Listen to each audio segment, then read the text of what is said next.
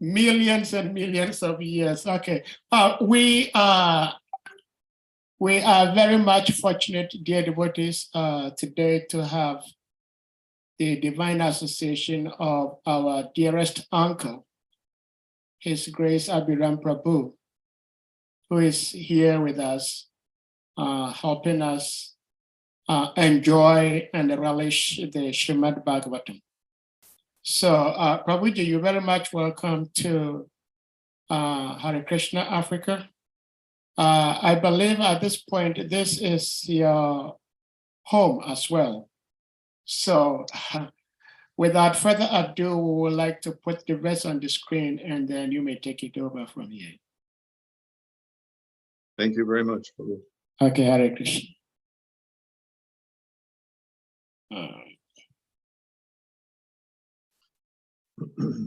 The devotees are online. How many devotees are online? I think there are about 7 devotees, but more devotees will be joining very soon.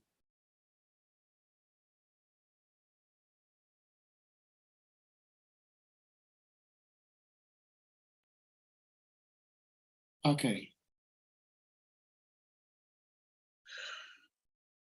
So, Prabhus, Panchakalpa True, Brascha, Kripa Sindhu, Yevata, Patitanam, Pavanebhyo, Vaishnavebhyo, Namo Namaha. Namo Vishnu Padaya Krishna Prastaya Bhutale Srimati Bhakti Vedanta Swami Iti Namane Namaste Saraswati Deve Gauravani Pracharine Nirvisesa Sunyavadi Paschatya Desatarine Om Ardenatami Randasya Jnana Jana Salakaya Chaksura Militam Jena Tasmai Sri Gurave Namaha. Hare Krishna, Krishna Krishna, Hare Hare, Hare Ram, Ram Ram, Hare Hare.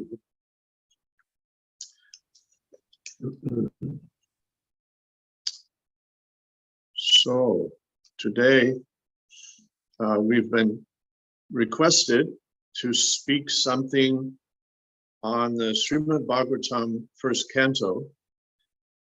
This is 18th chapter, verse 27, and this is dealing with the curse that came upon Maharaj Parikshit. All of us are familiar with this story, and it's obviously very germane to the entire creation of Srimad Bhagavatam, and this wonderful circumstance that we're about to read a little bit about was obviously designed by providence. Srila Prabhupada uses the word providence in describing this in this chapter, of course, meaning the hand of God. Just so the great personality could put his questions to Sukadeva Goswami, the great personality being the Maharaja Parikshit, who was the grandson of the Pandavas, and he was ruling the civilized world at this time. So a very interesting thing has happened to him, and we're going to delve into that a little bit. But you already have been following this story, and I just want to point out that the verse we're dealing with today is really a small addition to a progressive story, which is going on through the 18th chapter, especially in the last several verses and the next several verses, where specifically the curse is put upon Maharaj Parikshit. So this is the context. And Srila Prabhupada has not taken much time to elaborate on this verse, but I will try to draw something more out of it, and since we're focused on this one verse. I wanted to ask if amongst you there is someone who's good at chanting the Sanskrit shlokas. Is there someone that you could appoint to chant the Sanskrit shlokas? Well, Prabhuji, I can chant, but I'm not a very good Sanskrit chanter. but I can try.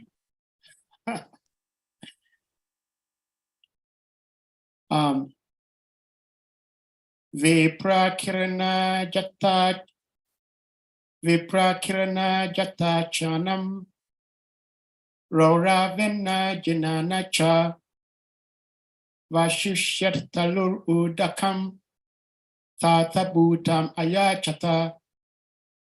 Nice. Viprakirana Jatachanam Roravena Jinena Cha Vishusyat Talur Udakam Tata Bhutam Ayachata. Or is it Ayatkata? It's not, the diacritical marks are not here on my copy, so I'm not sure if my pronunciation was correct. So the translation of this verse, this, of course, the first canto, as with right up to the early stages of the 10th canto, were all translated either directly by Srila Prabhupada or under his guidance by, mostly by Prabhu. But this particular translation comes directly out of Srila Prabhupada had come over to America with the first canto basically completed. So this translation goes, the sage in meditation was covered by the skin of a stag, and long compressed hair was scattered all over him. The king, whose palate was dry from thirst, asked him for water. Again, the sage in meditation was covered by the skin of a stag, and long compressed hair was scattered all over him. The king, whose palate was dry from thirst, asked him for water. And Srila Prabhupada purports this verse thus: the king, being thirsty, asked the sage for water. That such a great devotee and king asked for water from a sage absorbed in trance was certainly providential, meaning the hand of God, of course. Otherwise, there was no chance of such a unique happening. Maharaj Bricket was thus placed in an awkward position so that gradually Srimad Bhagavatam could be revealed.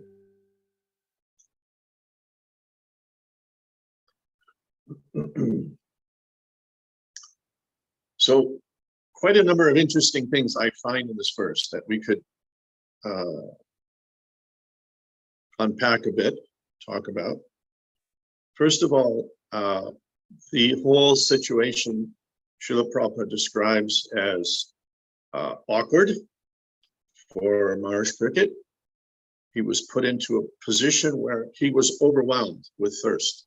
So sometimes all of us can relate to something like that, that we suddenly have to, we're so hungry, or we have to pass water.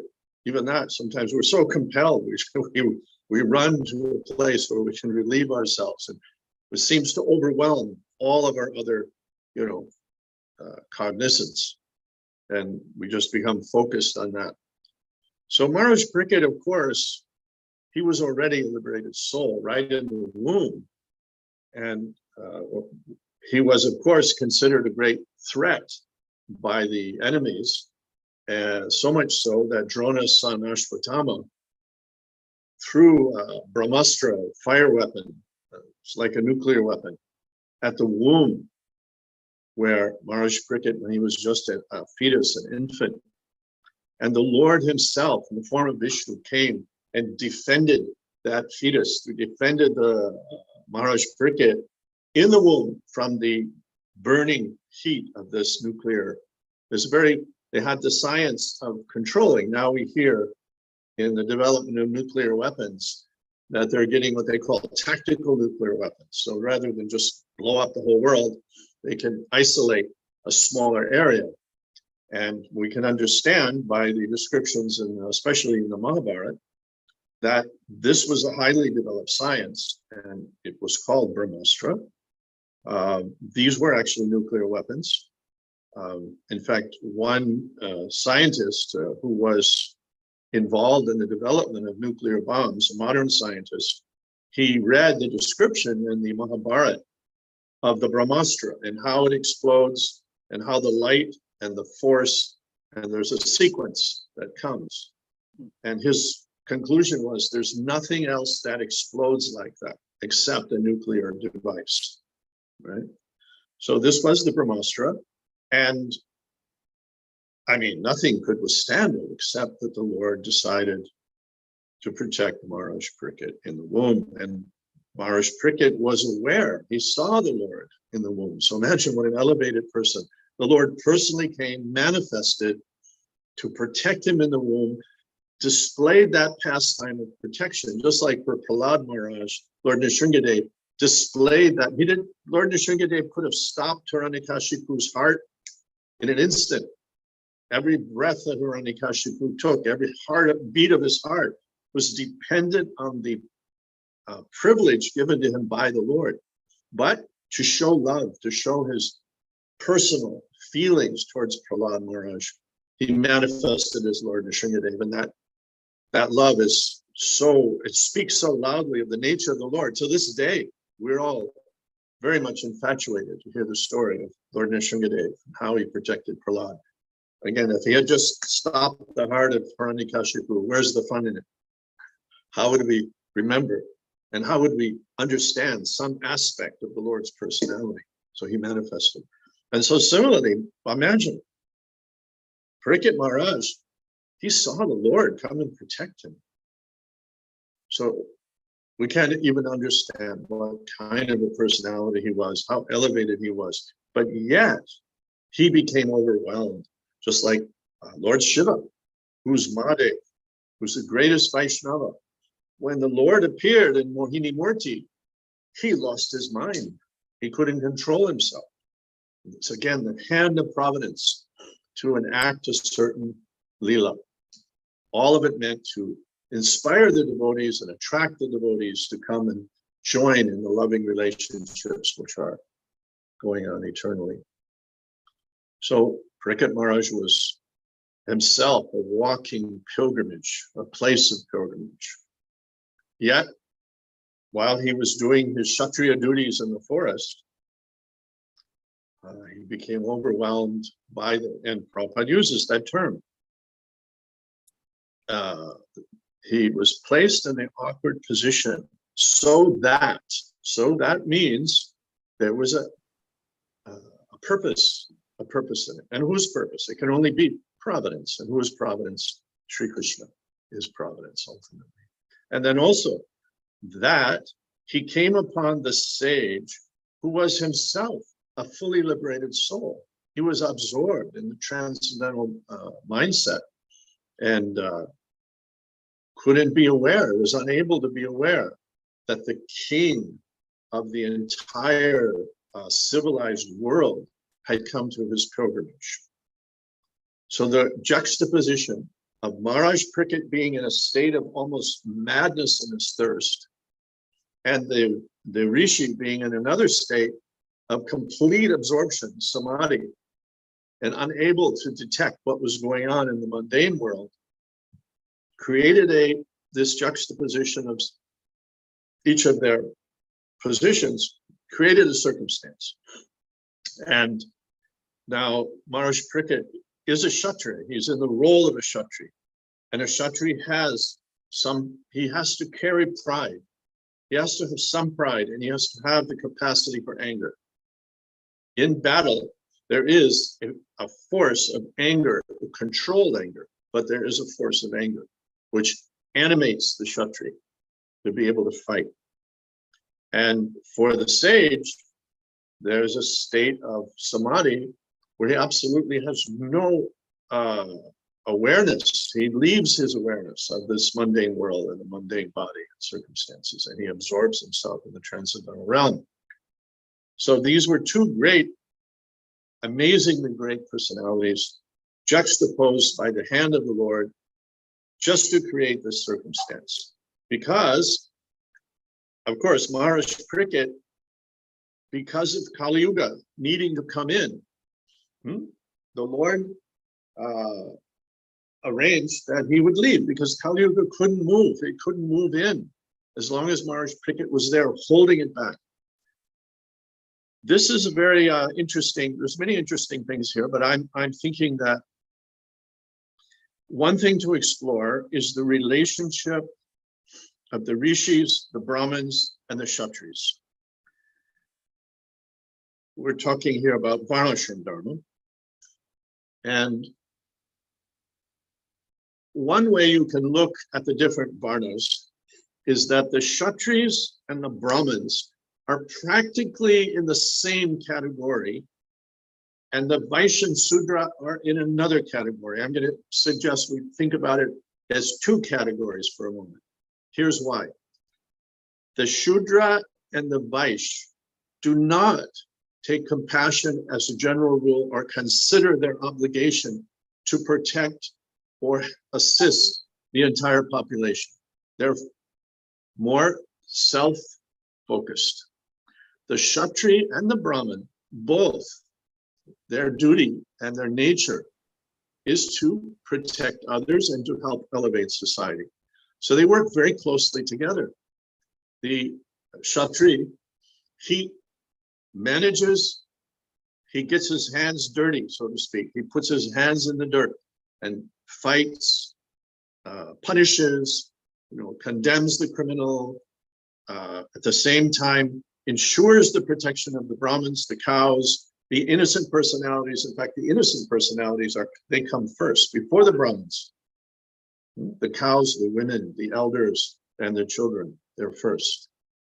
So when the Kshatri takes the position of king, especially, he takes the full responsibility for, and all of the people become his praja, his children. And when the ceremony is performed for the king to take the crown, he goes to every type, the weaver, the shoemaker, the carpenter, the Brahmin, the prostitute, everyone's door he goes and he takes some of the dust from their doorstep and puts it on his head to signify that I am your father as the king, I am your servant. The father's role is a service role. Right? It's a service role. What is the father? He's not sitting around thinking, oh, I'm the big man now. No, he's constantly in anxiety to protect his children, to serve the family, to make sure the wife is facilitated so she can be a proper mother, etc., etc. So his mind is obsessed with the duty to care for others. And obviously, the rishi, the Brahmins, that is also their mindset. So they work very closely together in the Varnashram Dharma. But the Brahmins and the rishis, they understand that they can give advice. They must give advice, in fact. They must look at the big picture, but they must keep their mind absolutely pure and pristine so that their vision and their understanding is pure and pristine. So they give the correct advice. And that will be tainted if they stick their hands into the actual muck of management, fighting, whatever it may be. So they're very happy to hand off the responsibilities and the guidance to the Kshatri. And the Kshatri knows, because I'm dealing with women. In the case of a king, he may have many wives, and money, he may have huge wealth, and killing, which in itself it requires anger, and anger in itself is contaminating, right? So he has to literally put his hands in the mud and deal with the material energy. So he also knows that my consciousness will not stay pristine. I must constantly hold the feet of the Brahmins, the rishis, the guru, and to get their guidance. So this separation of duties allows each person to perform their dharma more effectively, more correctly. No? And the Brahmins and Kshatris, they're structuring the rest of society. Now remember, the Shudra is, I forget the exact percentages, but it's the majority by far, something like 80%, 75, 80% of any society will be Shudra. So the Vaishya is the next larger category. So between Vaishya and Shudra, you're pushing up closer to 90%. And what's left? There's a small group of Kshatriyas and Brahmins who are actually pulling the whole society along forward towards being engaged in Jagya, the service of the Lord, right? So this is why Varnashram is glorified throughout the Vedas and required. I was just reading a verse in Vishnu Purana where it was saying that the Lord can only be satisfied by Varnashram, by a society of Varnashram. And why is that? The reason I just mentioned is the reason that the rishis, the Brahmins, the Shastras, which are all held by that upper caste, that upper tier of the Brahmin Varna, they keep the vision correct, and the Kshatriya makes sure that the whole community is following behind that. So that engages the entire community in the Lord's service. Everybody is, even they may not have the proclivity. Some Shudras, some Vaishyas, they may be more absorbed in their family life or their earning of money or other types of anxiety. Their brains are not so well developed. Their spiritual life may not be so energetic, but they're being pulled along by cooperating with the Brahmins and being guided and disciplined and managed by the Kshatriyas. So this is where real civilized life takes place. There's much said about this. I'll just bring out a few quotes. Srila Bhaktivinoda Thakur speaks quite a bit about the need for Varnashram. And I'll just read one very short quote. This is in his Sri Chaitanya Sikshamrita, Bhaktivinoda Thakur. He says, the present pitiful condition of India, which was once the controller and teacher of the whole world, is not because of old age, but because of the corruption of the Varnashrama system. By the desire of the Lord, the controller of all living beings and rules, may there arise again in India an empowered person who can establish the Varnashram system, exclamation mark, Bhaktivinoda Thakur, Sri Chaitanya Sikshamrita. And then, of course, we've all heard Srila Prabhupada's saying that 50% of my mission is not complete. And I personally was sitting there when Prabhupada said that on one occasion. I believe he said it a few other times. I've heard from Bhakti True Swami, he said something like that to him. Recently I've heard from some other devotee that he said something like that.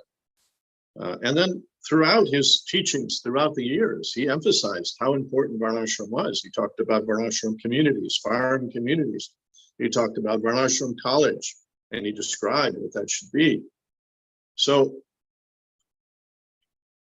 I've been thinking a lot about this because I have, I'm now, say, 52 years since I came under the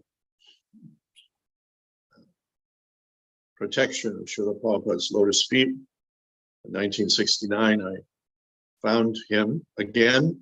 I knew I was searching for him. And when I saw his photo, I instantly knew that this was why I was born. I didn't even know who he was.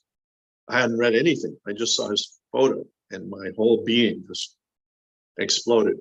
I knew this was my purpose in life. So for 52 years, I have watched the Krishna consciousness movement. I wasn't the first wave in joining, but 1969 was pretty close to the early waves. And I saw, I would say the first wave, I would call it the innocent years. All the hippies were just coming in. Prabhupada was having what was that rock concert he had in San Francisco, Mantra Rock. you know, and the devotees were just going to England, and George Harrison was just coming in, and, you know, so it was really very innocent years. And then very shortly into the 1970 and next few years, the movement started organizing. I remember when when Prabhupada vetted the idea of the GBC, it was a surprise to us. We never thought of such a thing. I think that was maybe 1970. Yes, it was 1970. And so then it started institutionalizing, organizing, because it was growing so fast. So I have seen wonderful things, but I have seen tragedy also in many people's lives. Not the least of which what happened to the children in the Gurukulas, just a shocking tragedy. What happened to the families and the marriages, shocking tragedy. Now I will say that these types of difficulties are not unique to any revolution. Anytime there's a revolution, I'm a bit of an amateur historian, and if you look in history, you'll see that anytime there's an upheaval and a revolution, the families of the revolutionaries get the worst of it. They just have a terrible time. And in this case, we came out of a very materialistic era, and whatever society was left in America, because it really started in America and Europe, we as hippies had already rejected it. So I was fortunate. My mother and father, you know, my mother was 15 when she gave her heart to my father, and neither of them ever had a girlfriend or a boyfriend. And my mother died in his arms after 70 years of marriage. So I never had that fear or that trauma of divorce, and they were nice people, nice parents. But as a hippie, I even rejected that society. So I had no society. You follow what I'm saying? And many of my peers were in the same situation. Had I even just followed my mother and father's system, there would have been less tragedy and less trauma to the families that came from us. But that was the era. We were rejecting, we were looking for something new. And then we were adapting to a new culture, which we had no idea about. Right? We didn't have an established group of elders to guide us on a day-to-day basis. We only had Srila Prabhupada, and he was stretched all over the universe, all over the world, spreading the movement.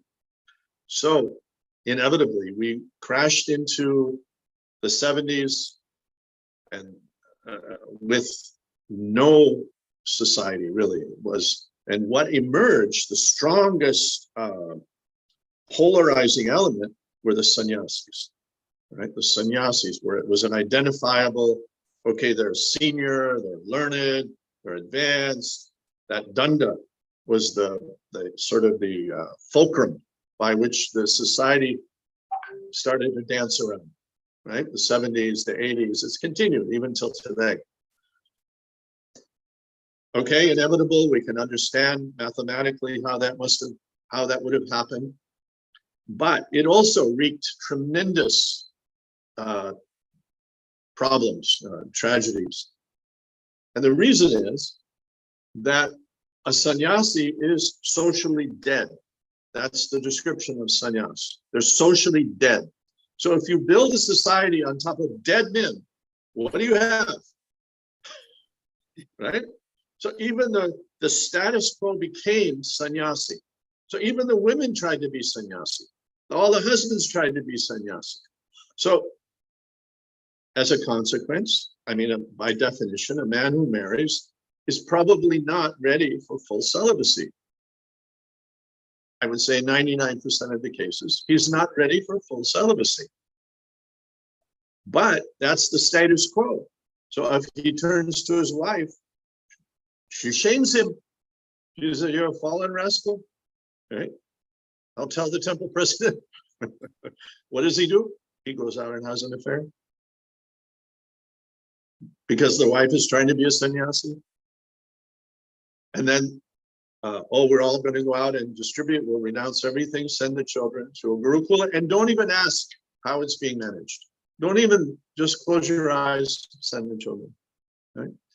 So this is, not illogical. It could have been predicted if someone was a great seer and took the time to analyze it. Srila Prabhupada actually had shock after shock of he was such an innocent and pure soul, not naive, but so innocent and pure that when he saw us coming and bowing down and shaving up and giving up our wealthy backgrounds and our hopes for a future, and many of us had college degrees or upper middle class families in America, upper middle class, that's something in the world, that means you're rich, right? So he just thought we were saints, and he treated us as such. And he was shocked time and again when he saw the degradation, fall downs, and he kept adjusting. He kept adjusting, right? So this was all providential. There's a reason for it all. Just like in this situation with the Rishi and Maharaj Cricket, it was providential that it should be this way. It takes a bigger lens, open the camera lens up wide to see it, but there's a reason. One of the lessons is that we suffered from a lack of varnashram. We suffered from a lack of Sanatana Dharma and of culture. Culture requires elders. It requires elders. And the elders are the most prized in any civil society. I know in the African societies that are still intact from their more ancient past, respect and even worship of the elders is one of the key characteristics. Am I right? Or am I wrong? You can tell if a society has any substance by seeing how they respect the elders. And from that, the next thing will be how the women are protected, how the children are protected, how they're valued, right? And then society that's just the beginning. And so what started in this town, we didn't even have that. We hardly had that. It was very chaotic. Then, of course, there are so many other factors, but these are primary factors. And so I observed that although Prabhupada had talked about varnashram throughout, in the last months, as I have mentioned, I was called to stay with Srila Prabhupada, and I was nursing him in 1977. He was getting letters, especially a few came, describing that one of his senior disciples had fallen down, right? This happened, I think 2 or 3 instances occurred in 77 that really started making him think more about it, because it was starting to become a pattern, right? Over time, he was starting to see this was a pattern. He said a couple of things. One thing he said, which you won't hear repeated, he said, no more growth. That was a shocking statement. And nobody even could put their arms around it, because we were so much in the mode of passion. Huge book distribution, opening temples, banking devotees. It was just nothing but growth, growth, growth, growth. We were completely mad after it. It was easy for us because we were already in the mode of passion and ignorance. And we thought, wow, Prabhupada's so pleased, let's just go crazy. You've heard some of the stories, how wild the book distributors are, the things we would do to open temples and preach. And we were like madmen. And Prabhupada just suddenly put the brakes on. No more growth. And he had said this earlier at one point. He said, no more growth, boil the milk. That was his terminology, boil the milk, right? Because he was afraid now that this rapid growth meant a dilution of the quality, right? That it was moving too fast for us to assimilate in the institution, that growth. And the other thing he said, which you all know, is that I have a lamentation, and that is that I have not established varnashram. So Srila Bhaktivinoda, I just read a few minutes back, he also said, in this Kali Yuga, may there rise again in India an empowered person who can establish the Varnashram system.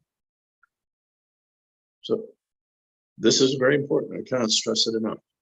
And there is a little bit of insight in this verse that the relationship between the sage and Maharaj Parikshit is normally very cooperative and extremely respectful.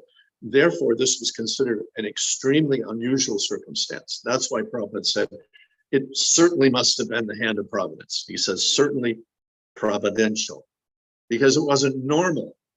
That's not how it goes in the normal relationships between the Kshatriyas and the Brahmins and Rishis. And then Maharaj Parikshit, he mentions again, was put in an awkward position, right? So that he offended this Rishi. In the propaganda of the British, we're told that the caste system was, really a degraded system. And of course, as they do very well, these were lies. And I know they also, I don't know which countries you're all coming from, and if they were under British or Belgium or French or who they were under, but they were very expert liars, and they would stir the pot in the society to make people divide so that they could separate them and manage them better and keep control and extract the resources from that place with the help of the very people that they've conquered. In India, the people were taxed to pay for the salaries of the British men who came to India to rule them, right, to conquer them. It was quite ironic. But the British made a lot of propaganda about the what they call the caste system.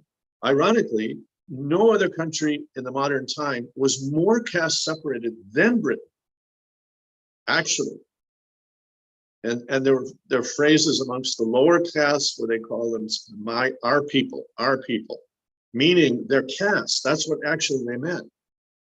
Right? And they knew they weren't mixed with the upper caste. They were extremely segregated. You might say there was an apartheid in every sphere of the social classes in Britain. And so they brought that way of looking at things, and they saw something like it in India, and aha. And yes, of course, there's always going to be some corruption, some exploitation, and there was in India, and there is still in India. But by and large, the society was very harmonious. And because it was very harmonious and cooperative, it was extraordinarily wealthy. When the British arrived in India in the mid-1700s, India was 23% or something like that of the entire GDP of the entire world. Between India and China, they were more than 50% of the GDP of the whole world. Yes, that's a simple historical fact. It was an extraordinarily wealthy country because they were cooperating in a constructive way. Yajna was going on. There was harmony in the people. The system was working. Right? So then the British, when they first started in Bengal, they're very good at doing surveys and documentation, which is really just a shopkeeper's nature. He wants to take inventory of what he has in his cupboards. No, he wants to see what's on my shelf. So he takes inventory. So the British did extensive surveys in India when they were first conquering. And this was in the early days when they had just conquered Bengal. So they went to several hundred villages in Bengal, and they noted in this survey many different things, many different aspects that they observed, how the people were working in different varnas in different ways, how there was temples and everywhere, how the evening the elders would sit under a tree and all the people would come and they would go over the primary, what they call mythology, which was of course Ramayana. And they also noted that in 95% of all the villages, there was a Gurukula. And even modern ISKCON devotees might be shocked to hear that according to the British survey, in all of the Gurukulas, they said at least 50% of the children were Shudra. And there was a mix of all the castes in the same Gurukula. They weren't segmented. So what does this do?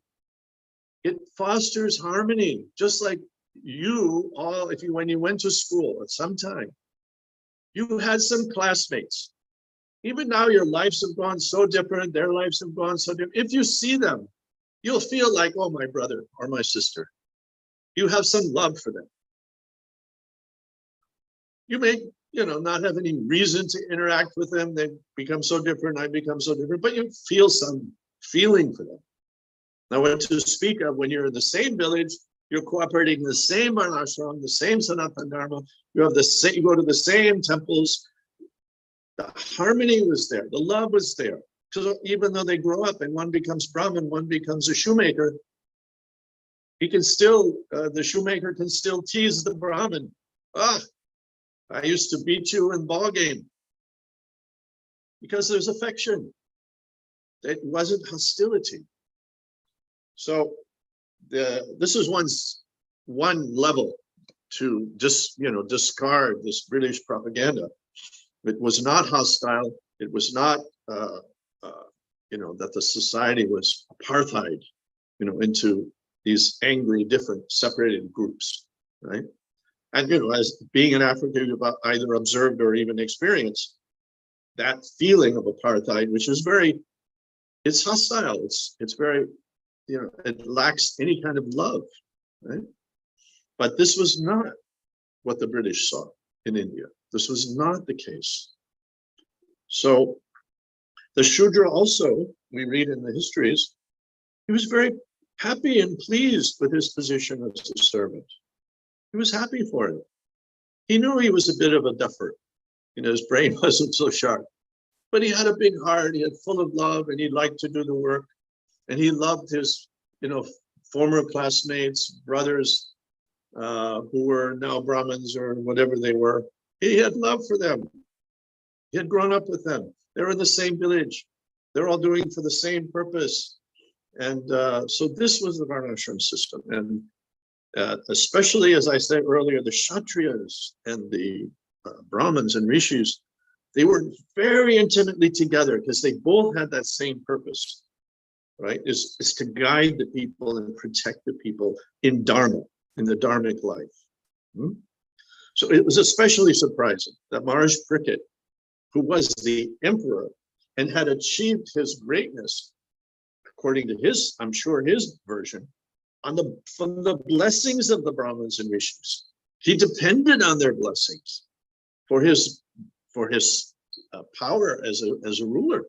Without it, he would be finished, just like Venu, King Venu, when he became corrupted as a Kshatriya. What did the Brahmins do? They finished him with their magic. They finished him. And this indeed was how people brag about the democratic system. I can tell you that, as an amateur student of history, nothing has changed from the monarchy to so-called democracy. There's still a ruling class. There will always be a ruling class in communism, in democracy, and whatever you want to call it, any silly name you want to put on it. The only difference is that in democracy, the man can hide and say, well, it's the people's will, or this or that. And the other thing that's quite amazing in democracy, I'll just, especially this has occurred now in America, and I know it occurs in many other countries that claim to be democratic, is that actually the president has the same power as a king, but he has no dharmic obligations where you can pin him down and say, you bloody bastard, you've transgressed the laws of dharma. There's no Brahmins who can just put a curse on him and finish him off. He can just go on being a rascal. Now the US president, he has, with this presidential, writs, he can just start a war, do whatever he damn well pleases. He has the power of a king, but he's a complete idiot. Everybody knows he's an idiot. Nobody can even hide it that he's an idiot. So at least in this time, let me tell you the beauty of the monarchical system. The Kshatriya had a duty to conquer. And people may think, oh, that's so barbaric. Nothing has changed. Believe me, it's absolutely the same. But the Kshatriya knew, it's my duty to conquer any weak kingdom. This is nature's way. When a tree becomes weak, it comes down, and all the moss and all the fungi and everything consume it and return its nutrients back into the soil, and it's reabsorbed into the cycle of life, right? So the weak are always culled out. So when the Kshatriyas, they also in their duty, they would keep spies in the neighboring kingdoms, just to keep their ear to the ground. And when they heard discontent amongst the people, when they heard that the Brahmins were not being properly supported, Yajna was not going on, they knew they should attack, because they knew that king would not have the support of the Brahmins and the people. When Maharaj Dasarath was planning to crown Ram as his successor, he wasn't going to make him the king at that moment, but he was going to declare he is the successor, right? He asked the ministers, do you approve? And the ministers said, the people will be pleased, because it's the minister's job. They have to mingle out. They have to have the spies out there also. They have to hear the mood of the people. So there's democracy there also. You see what I'm saying? The king couldn't move forward. He had to ask the ministers. And the ministers couldn't give their blessings until they could agree that the people will be pleased, right? So the same system has always gone on. It's just the rascals have spun new ideologies around it, called communism, they call it democracy, or whatever the hell they call it. It's still the same thing. The weak need protection, and they're led by the strong. The difference in the Vedic system is the strong are put under extremely strict codes of honor and behavior. And they had to see the people as their praja, as their own children, right? And if they failed in that duty, the Brahmins would make sure, and the neighboring Kshatriya would make sure that they were finished. So they were under that fear also. Because why? A king, just like if you see some despot, dictator, whatever, they want their son to get the power. That's a pleasure for them. They extend their own life into the son or the grandson. They don't want the people hating them if they have any brains. So the king also has got that pressure. I want to hand the kingdom to my son. And to do that, I want the people to love us, to love our family, to endorse that, right? I want the neighboring kings to stay at bay because they know I'm strong. I want the people to love us so that we're enjoying. We're also happy. What fun is it if everyone hates you? Where's the fun, right? But the proper king, he feels these are all my children. When they prosper, I'm happy, right? This was the system. And at the top of the chain were the rishis, next the Brahmins. They were all in that category of the, the divine class of Brahmins and rishis, and then the Kshatriyas, right? So the Kshatriyas actually mixed more in. The Brahmins also mixed in that they did all of the rituals, the samskaras, the marriages, what have you. And the rishis were completely above, right? And they just kept at the ultimate level of purity and giving the most perfect advice. So the system was, and India, I mentioned that nearly 95% of the villages that were surveyed by the British in the 1700s had gurukulas. Not only that, there were 21 universities in India, not just Takshashila and the few you've heard of. There were 21, and they were world famous. India was an educational ecosystem right from the villager's house, because that little villager was just a farmer with a few bighas of land.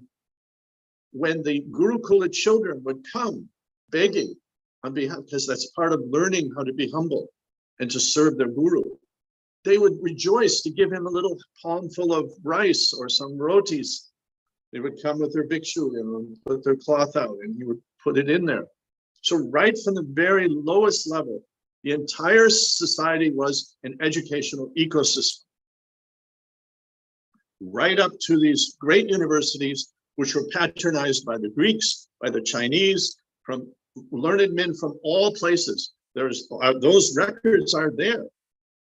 There's a column in one of the ruins of one of the old temples, and at the base of the column, it tells, I so-and-so,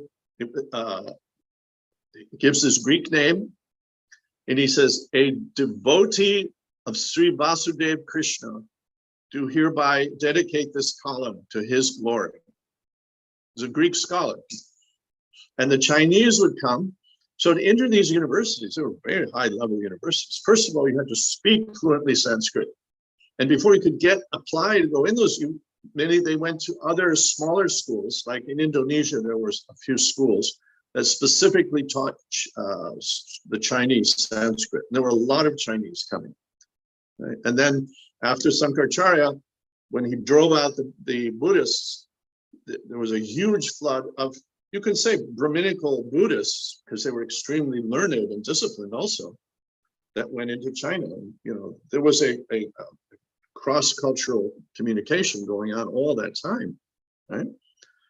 And this is the past history. And now I know many of you are intellectuals or scholarly, and you're probably aware that archaeology is starting to uncover more and more and more that completely has thrown out the earlier version when we were children of history. We're starting to realize that there was a lot going on 10,000, 15,000 years ago, and maybe even more now they're starting to understand. Of course, we know that history is cyclical. It's not linear.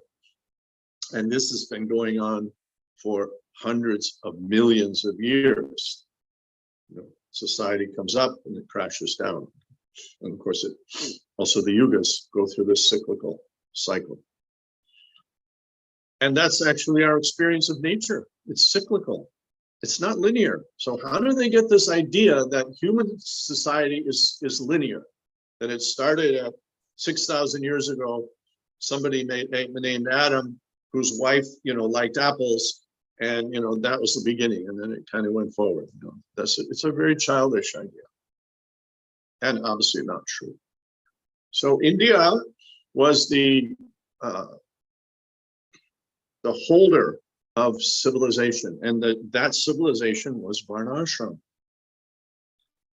And thinking about this, if you start to furnish your brain with this sort of vision, then you can maybe appreciate even more how providential this little conflict between the rishi and the emperor, right? I mean, Marshpika was the most eloquent, cultured, he would have been a poet. He would have been fluent in many, many languages. He would have been, fluent in music and dance and architecture. And he's a learned person, extremely cultured person. And he knew every step, every breath he took as a Kshatriya, as his duty for being a Kshatriya, depended on the grace of the Brahmins and the Rishis. He knew that. He lived in that reality. That's what gave him so much power. In fact, it's said also in the Vedas that a place where the elders are not worshipped and the women are not protected will completely be ruined, right? So he lived in that reality. That's why his kingdom was prosperous. And the rishis, on the other hand, they were so eager to guide and bless the emperor who was protecting all of the people, because the rishis are only there out of compassion to see the people prosper and flourish and spiritually advance. And this could only be done through the emperor. So that they would have a conflict. You have to look at it in the bigger picture. It wasn't just, two people, one's walking through the woods and he gets a little upset. It's a really big story here. And that's why it had to have been providential. Couldn't have happened with such elevated people. Right? It just couldn't have happened. And if you get a chance to spend more time in India, not in the city India, but out in the villages. I personally spend all of my time preaching in the villages, and mostly I'm involved with school children and doing programs and setting up curriculum. I have a little project going on where existing schools allow me, or mostly they ask me, to come in and add a curriculum which I call the culture of Bharat. And it's just a 1-hour curriculum, which I will in time expand as more devotees come on and help me. But it's just that 1 hour, mostly at the morning assembly, where we do all the obvious things. You can, we do little kirtan, little japa, some stories of Krishna Lila, and then we do field trips. We go to the places around the area, because in India, there's always some place nearby where some of the pastimes took place, especially Ram. And we'll go there and we'll have a day trip and talk about the Leela and have them do artwork and maybe sing some songs, some bhajans, and, so that it goes back into their heart and that they connect to Bharat. In India, when you say Bharat, it's not just a nickname, a pet name. They know when you say Bharat, you're talking about, well, it's to use the corrupted term that is used today, you're talking about Hindu India. It's really clear. They know what you mean. When you say Bharat, you're talking about Ram. You're talking about Krishna. You're talking about the Rishis. You're talking about the Vedas. You're talking about Varnashram Dharma. So therefore, we call it the culture of Bharat. And when you go out into these villages and you see such gentle people, it's shocking. It's just shocking.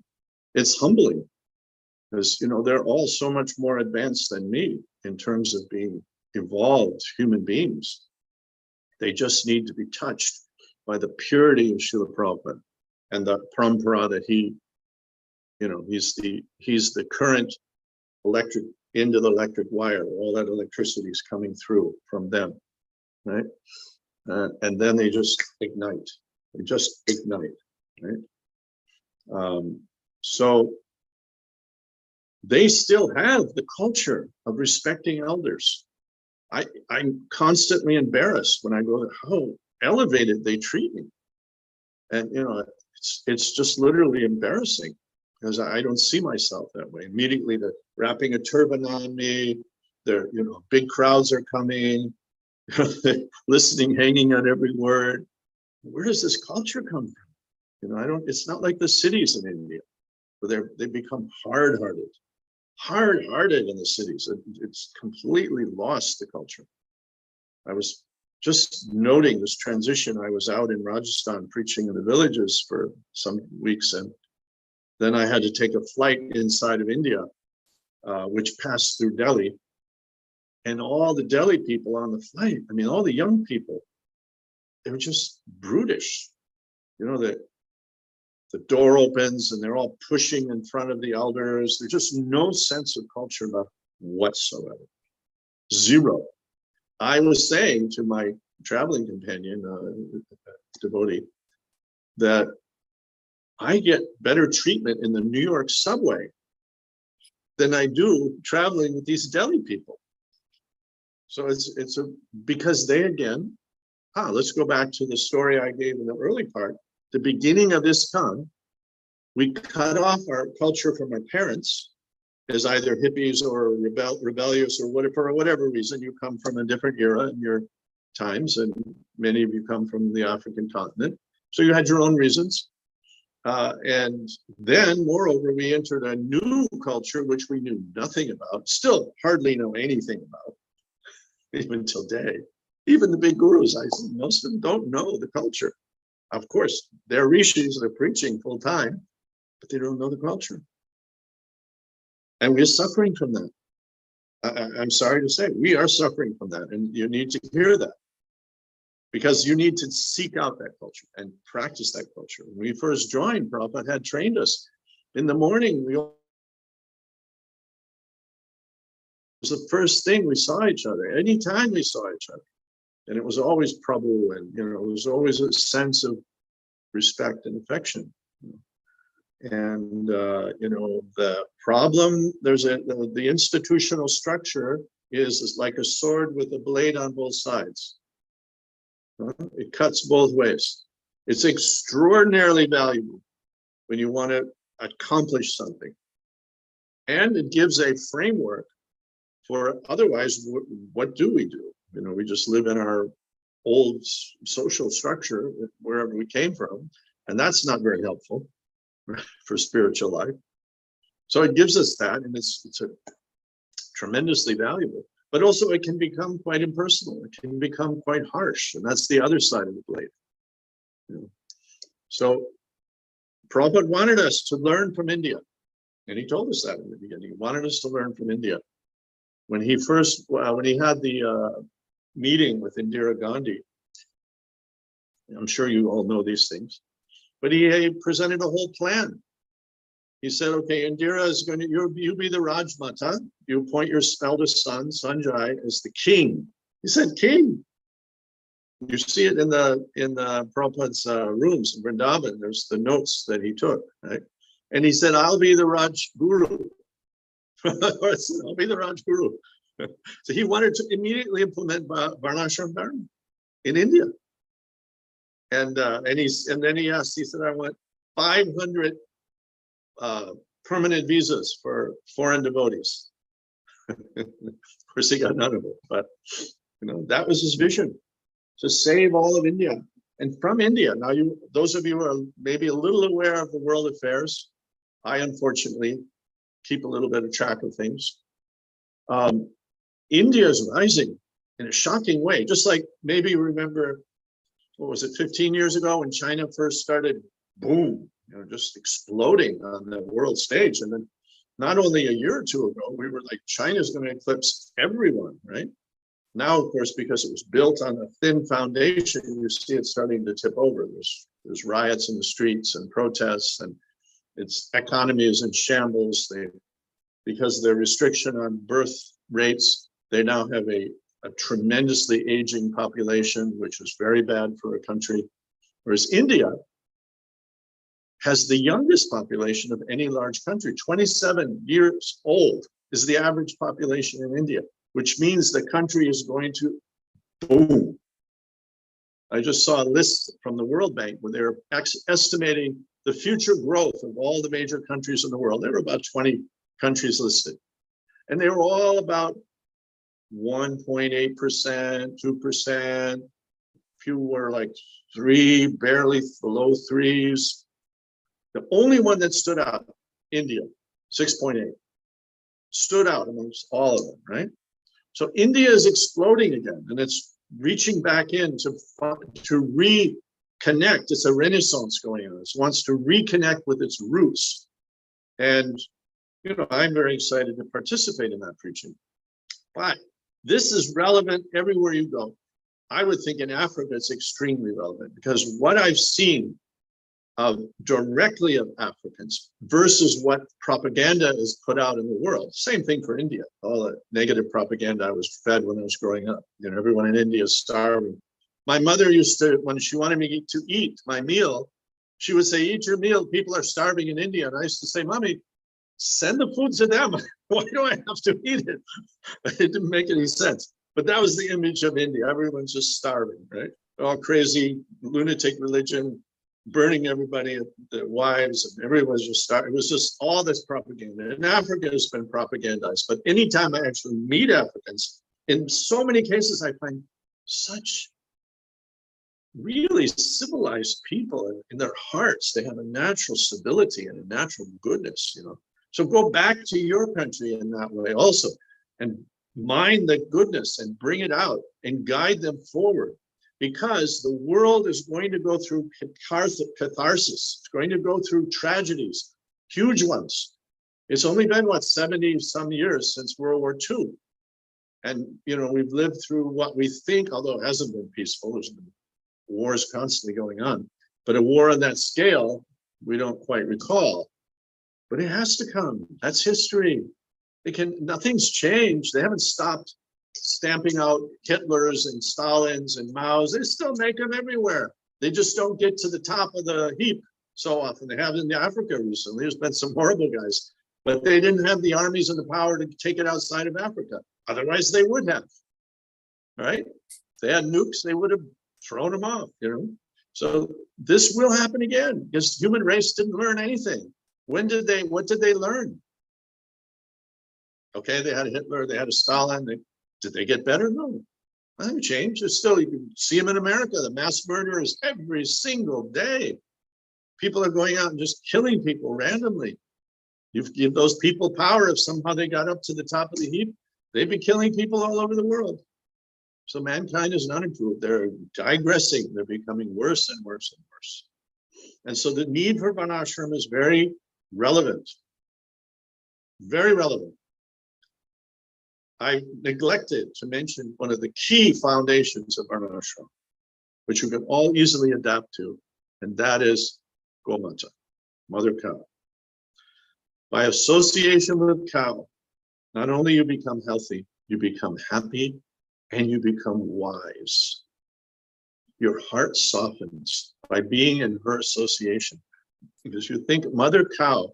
So if you could, let's take a human woman in our imagination. She has different characteristics. She has an intellectual part. She has an emotional side. She has a love side. She has so many different characteristics, right? But if you could just extract the essential nurturing, mothering nature that's in a woman, if you could extract that, it would look like a cow. That's what the cow is. She is the essence of that mothering compassion. And what does she do? She works all day gathering up the grass, putting it in her different stomachs, digesting it, and creating milk. Right? And then you see when she's treated with love, she reciprocates, just like a dog. You know, we're very infatuated by having pet dogs because of their ability to reciprocate love and loyalty and, you know, concern for us. You know, that you're all aware of this, that the dog can even tell when their master has got cancer or got some disease. The dog can understand and they feel compassion and concern. Or if there's danger, he's willing to put his life on the line. He's willing to take a bullet for his master. This is love. I mean, as much as you can have love in this world, this is love. Yeah, because only, who else would do that for you? Only your mother or father, maybe, if you're lucky to have good mother, father, right? They would do it. Nobody else will do it. You know? So when you get close to cow, you see they have that same nature of love. They'll actually become attached to you. If you're not, you know, if they're not living in that fear because their society is killing them, they know that. They're aware of that. So, but by associating with mother cow, your heart becomes soft. Not only through her vibrations, through her milk, through her licking your hand or licking your face, all of these things change your very subtle body. And the health is a remarkable thing. In the old times, the Ayurvedic medicines would often be given through the cow. They would feed it to the cow, and then you would take the milk. When Srila Prabhupada was ill in his last year in Vrindavan, he told us to get a black cow and tie her up. We did. Why? Because the cow was sensitive and so nurturing. She can understand that he was ill. And she gives her blessing. She gives her good intentions. Excuse like me, Prabhuji, we missed a bit of what you were saying, starting from the black cow, where Srila Prabhupada requested the black cow to be tied near where he was staying. Your mic went off, so we couldn't hear that. We would like to hear that, please. You want to hear that more? Yes. Or they didn't hear it? Okay, well, Yeah, when Prabhupada, what I recall, I remember petting that cow. I didn't bring her myself, but I remember in Vrindavan in 1977, it was summer when Prabhupada was very ill in his last months. One of the things he told us to do was bring a black cow to the door, and we tied her up. You know that his little cottage there and the door you go in to have darshan, right there, we tied the cow up. She was right at that door. And I remember going in and out and just, you know, giving her a pat, giving her a rub. And we kept her there at the door for some days. And the reason he gave was because the cow will bring good, you know, loving feelings like a mother, which will help you to heal, right? So this was the relationship that India had with the cow. And even today, even in the most hellish place, full of sin like Delhi, what makes it still auspicious, what makes it still better than anywhere else on earth, is that the cows are wandering around. They bring auspiciousness. They really do. They bring goodness. And so if you associate with a cow, and I know that there is tradition in some of the African societies of taking care of the cow. Of course, they don't always protect the cow, but some societies do more. And I'm sure you have the zebu cow in Africa. You may even have some Indian cows. I don't know if some were brought, but you have the zebu cow. And the zebu cow is the cow that was given originally by the demigods to the rishis so that they could live properly and perform their duties. They had to have the cow. She's essential. Remember, our God, what does he do? What's his main job, his employment? Cowhead boy. Mother Yasoda, she was very anxiety that Krishna was going out with the cows barefoot. And she got some shoes for him. She offered, and put these shoes on, because your feet will get little thorns and sticks and stones, and your tender feet will be harmed. He said, Mama, how can I put shoes on when my gurus don't wear shoes? He was referring to the cows. When my gurus don't wear shoes, how can I wear shoes? So it's so much love for the cows. He's Govinda. This is the foundation. These are the foundations of civilization. Caring for the innocent, taking the blessings of cows, taking the blessings of rishis, taking the blessings of elders. This is civilization, and this is progressive. This is actually progressive. Everything that's going on today in the world propaganda is digressive. It's destroying every single piece of goodness in the human heart. And you can see it's rushing towards that prophecy that we have in the Bhagavatam, in the ends of the Bhagavatam, where people will become very short and they'll be literally eating other people, right? And then those who are pious will have to hide in the forests and the caves. And already, I'm sure some of us all of us think sometimes, where can I hide? Do you think that sometimes? Where can I go? Is there somewhere I can hide? I'll go in the jungles or somewhere, or in the jungles of India. Maybe I can hide there. Maybe, we all get these ideas because we see the world being degraded and people becoming cruel. So I'm touching on all these sort of aspects just to put this little story, part of the story, in context, so you understand how surprising it was that in such a civilized society, with the most elevated members of that society, the emperor himself, he wasn't elevated because he made deals with the corporations and bought the boat or corrupted it. He was elevated because he was elevated already, and he naturally took that position. Everyone stood down when they saw him, just like when Sukadeva Goswami, not Sukadeva.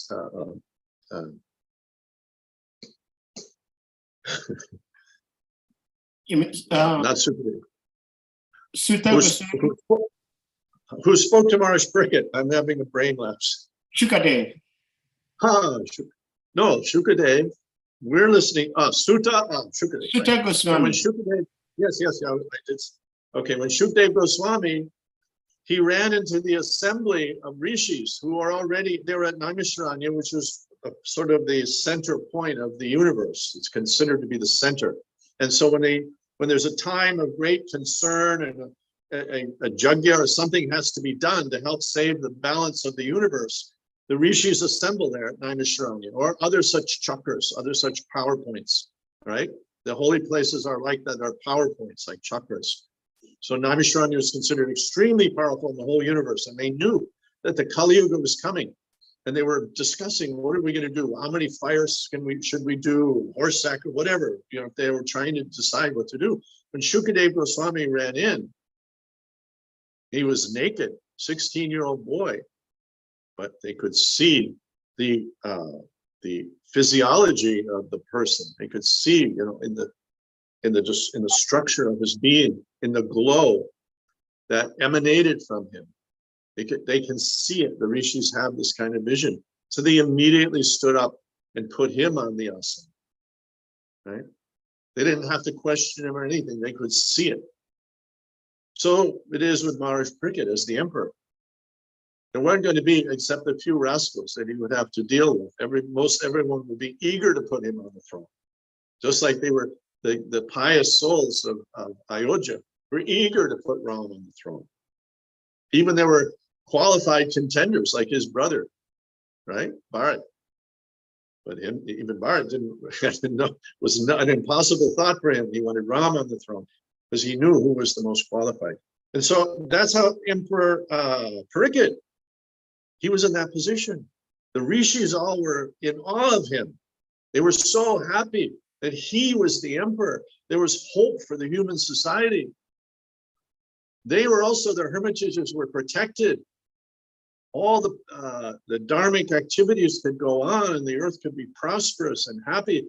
And the citizens of the earth were in unison, glorifying the Lord through their service, through the Varnashram system, which channelized everything up to the Lord.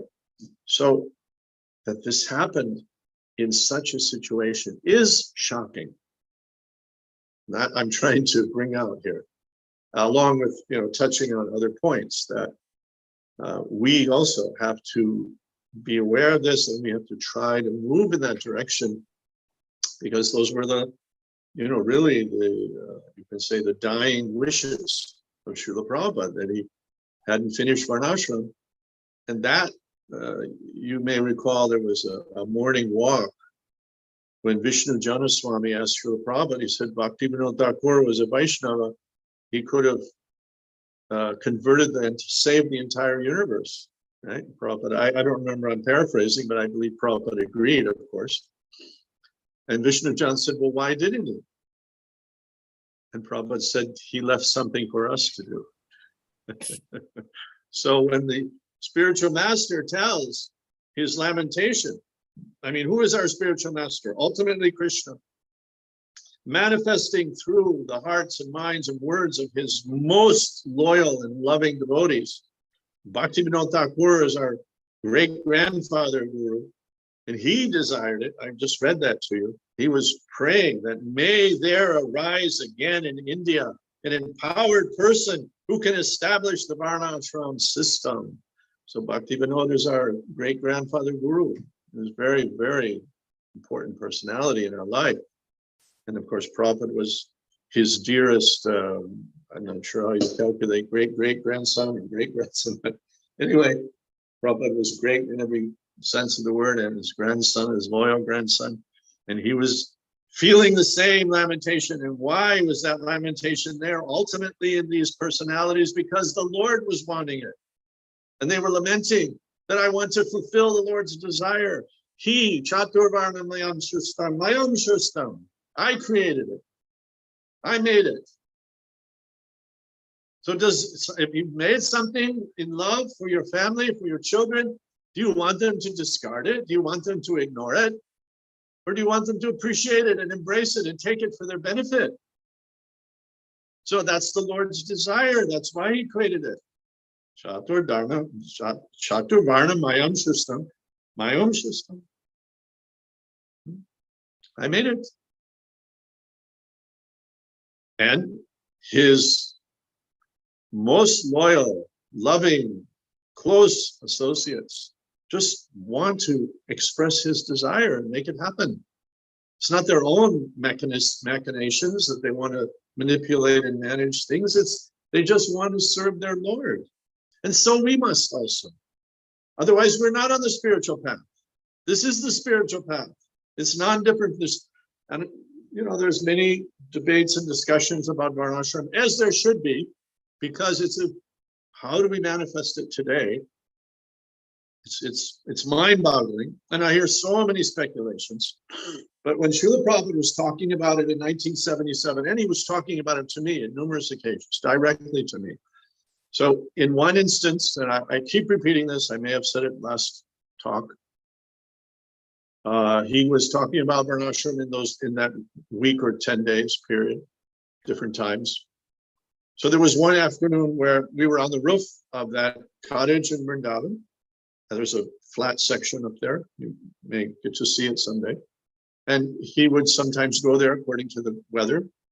And he had his charpoy, the rope bed, the wooden frame bed with the ropes and a little thin mattress on it. And we had a mosquito net around it. So he was up there on the roof enjoying the outside air.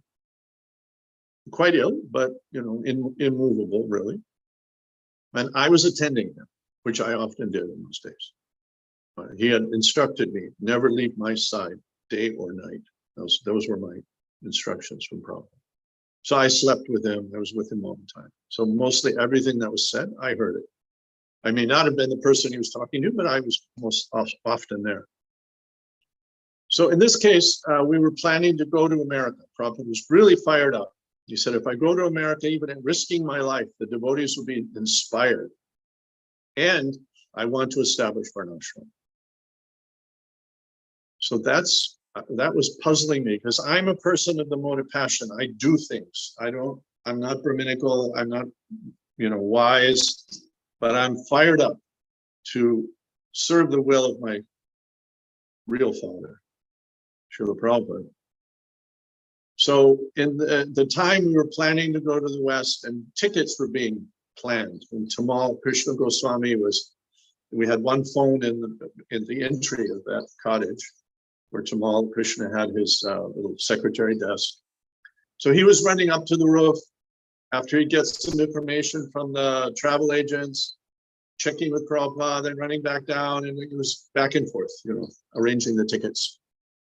And I took advantage of the being alone for some period there. And I was thinking about this. I said, Srila Prabhupada, how will you do it?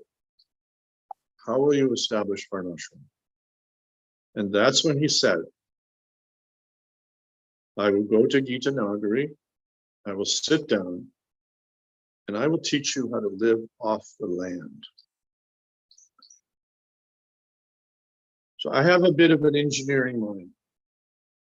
And I think about when you undertake a project, the trajectory with which you enter that project determines to a great degree your success or failure, how you begin, the angle of entry. And that was my question. And he understood the question as he always understood our questions, that I was asking that. And he didn't say, I'll teach you how to ride around on a horse and swing a sword. I'll teach you this. He'd already established the importance of the Brahminical class, of course, and that was his primary work, besides book distribution, preaching. But now, how do we establish the whole society? What is the fulcrum? What is the axle that this wheel turns on? Is it the Kshatriyas? Is it the, what is it? And I see still devotees are saying, well, I have an astrology system, and that from that I can tell if you're a Vaishya, if you're okay, so I'm not saying it's not nice, but that's not the fulcrum. That's not the axle. The axle is living off the land. And if you think about it, it's just so elegant, so simple, and so powerful. Is that if you just start thinking, how will I live in this relationship with the land and cow? Then you start organizing automatically around that circumstance, and it automatically organizes you in the right way. The first thing, we don't have enough shooters. We don't have shooters. We can't go and farm because everyone thinks they're a Brahmin or a Rishi. Nobody wants to go out and do hard work. So we have to open our arms up, and Prabhupada indicated that the shooters may not be up to our standards. We can't take the temple culture and impose it on a farm community. It won't work. You have to open up a little bit. You have to be practical, you have to be intelligent. And then naturally, some people will have proclivities. They'll say, well, I just love to work. I can work. I love it, right? And others will, I can organize. I can trade. I can exchange what we make for the neighboring farm and make sure we all have, all the different ingredients for life. And eventually, when you can afford it, when the society is starting to prosper a little, then we already have Brahmins, and there's some Kshatriya people become more and more prominent also. But it has to be practical. It has to be economic. Economics demand practicality. Ideology destroys everything. Think about it. That's the story of the 20th century is ideologies. Communism, fascism, thisism, thatism. It was just murderous and destructive and failed 100% or more than 100%. Because we live in some dream of wanting to impose, but rather if we're coming out of the soil and we're just practically adapting to the circumstances and worshiping the Lord, taking guidance from elders and the Brahmins, it will naturally start forming in the right way. That's what I took from what he said. I will sit down. What does he mean when he said, I will sit down? I mean, there's a simple answer to that, but I see something more in it. When Prabhupada said, I will sit down, he meant he didn't know. He didn't know exactly how it would work. But he knew if he sat down with determination, Chaitya Guru, practical interacting with the circumstances, it would become clear. Just in the mundane sphere, you see the big hero of the news today is Elon Musk, this amazing fellow. And he was interviewed and they said, well, did you go to school for rocketry? He said, no, I just read some books. I figured it out. He's making rockets that are 10 times cheaper and 10 times better than NASA, which has had an unlimited budget from the US government for 60 years. And he just trumped them just like that in a couple of years. He beat them. And now they have to come to him and rent his rocket space. He didn't go to school for it. He sat down and he figured it out. And that's what Prabhupada meant.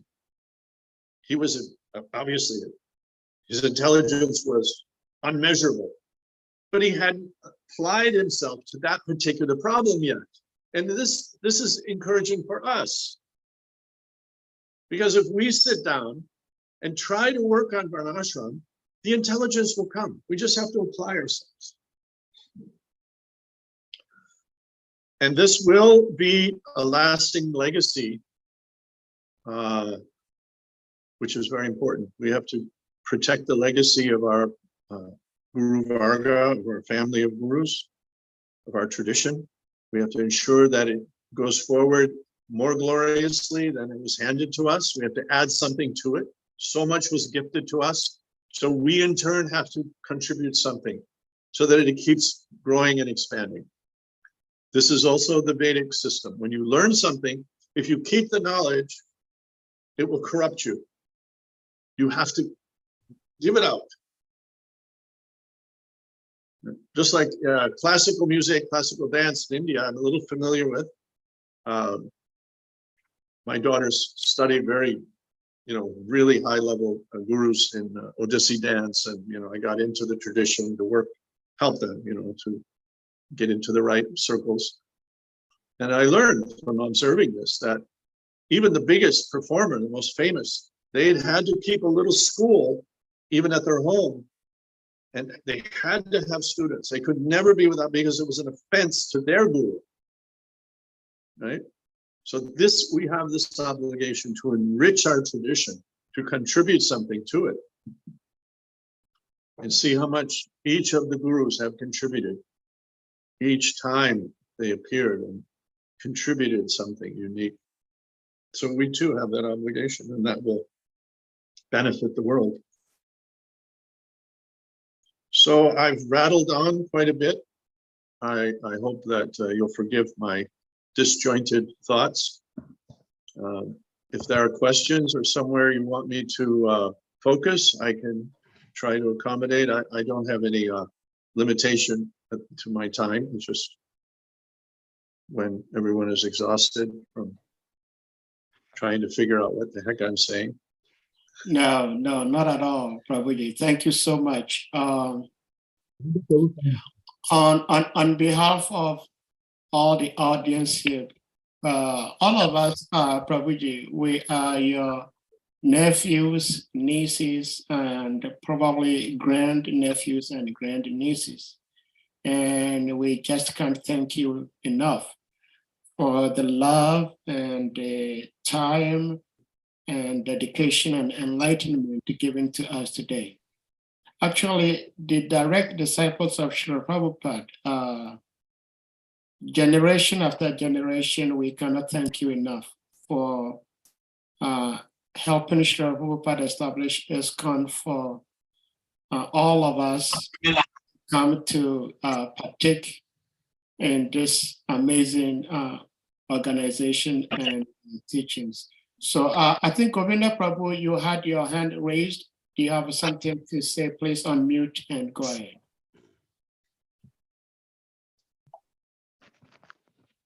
Hare Krishna, Prabhu. I please accept my respectful obeisances. Oh, Sankirtan. Prabhupada. Are you on Sankirtan? He's driving. I'm driving, Prabhu.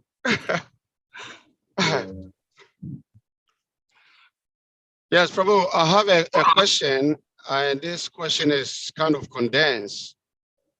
But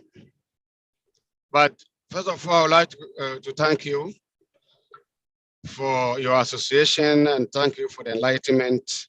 You've touched many, many areas of interest, and your talk today has, I believe, has generated a lot of questions, and that will help us, to go deeper into our spiritual life.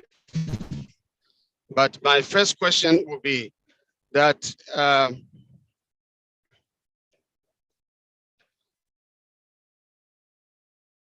Krishna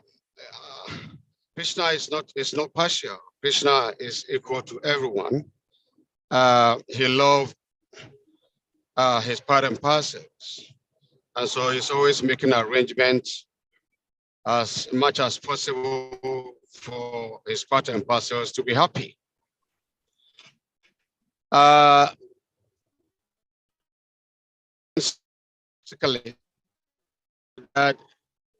all the knowledge that that are really, really elevating, especially to the human society, to the spiritual platform of Krishna consciousness, coming from India. The Vedas is coming from India. And we see all the incarnations of the Lord. They all appear in India. The Lord Krishna, Parasuram, name it. They all appeared in India. And then the sages that we hear of them in the Bhagavatams and other Puranas, they all appear from India. So I'm kind of wondering why the whole world. I know originally this whole world was managed by Bharat Maharaj, so the whole world was called Bharatavasa. But this particular land of India is where all the pastimes of the Lord took place, not anywhere else. I'm in America. I'm driving through Indiana now. This is Indiana. It has something to do in connection with the Indians. There were red Indians living in America before the war that drew all of them from this land. But none of the pastimes took place here in America. All the pastimes of the Lord took place in India.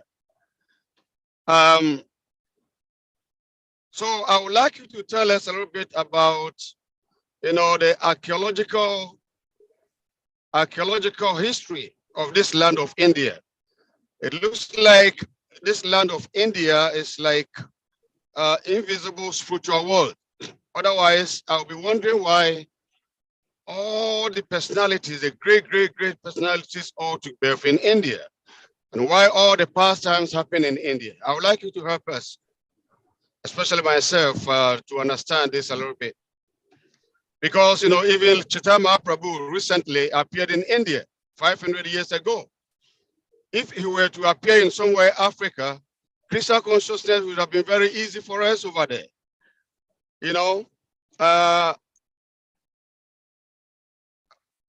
Likewise, other incarnations, if they will appear in Africa or here in America or somewhere in the world, Krishna consciousness will be very easy.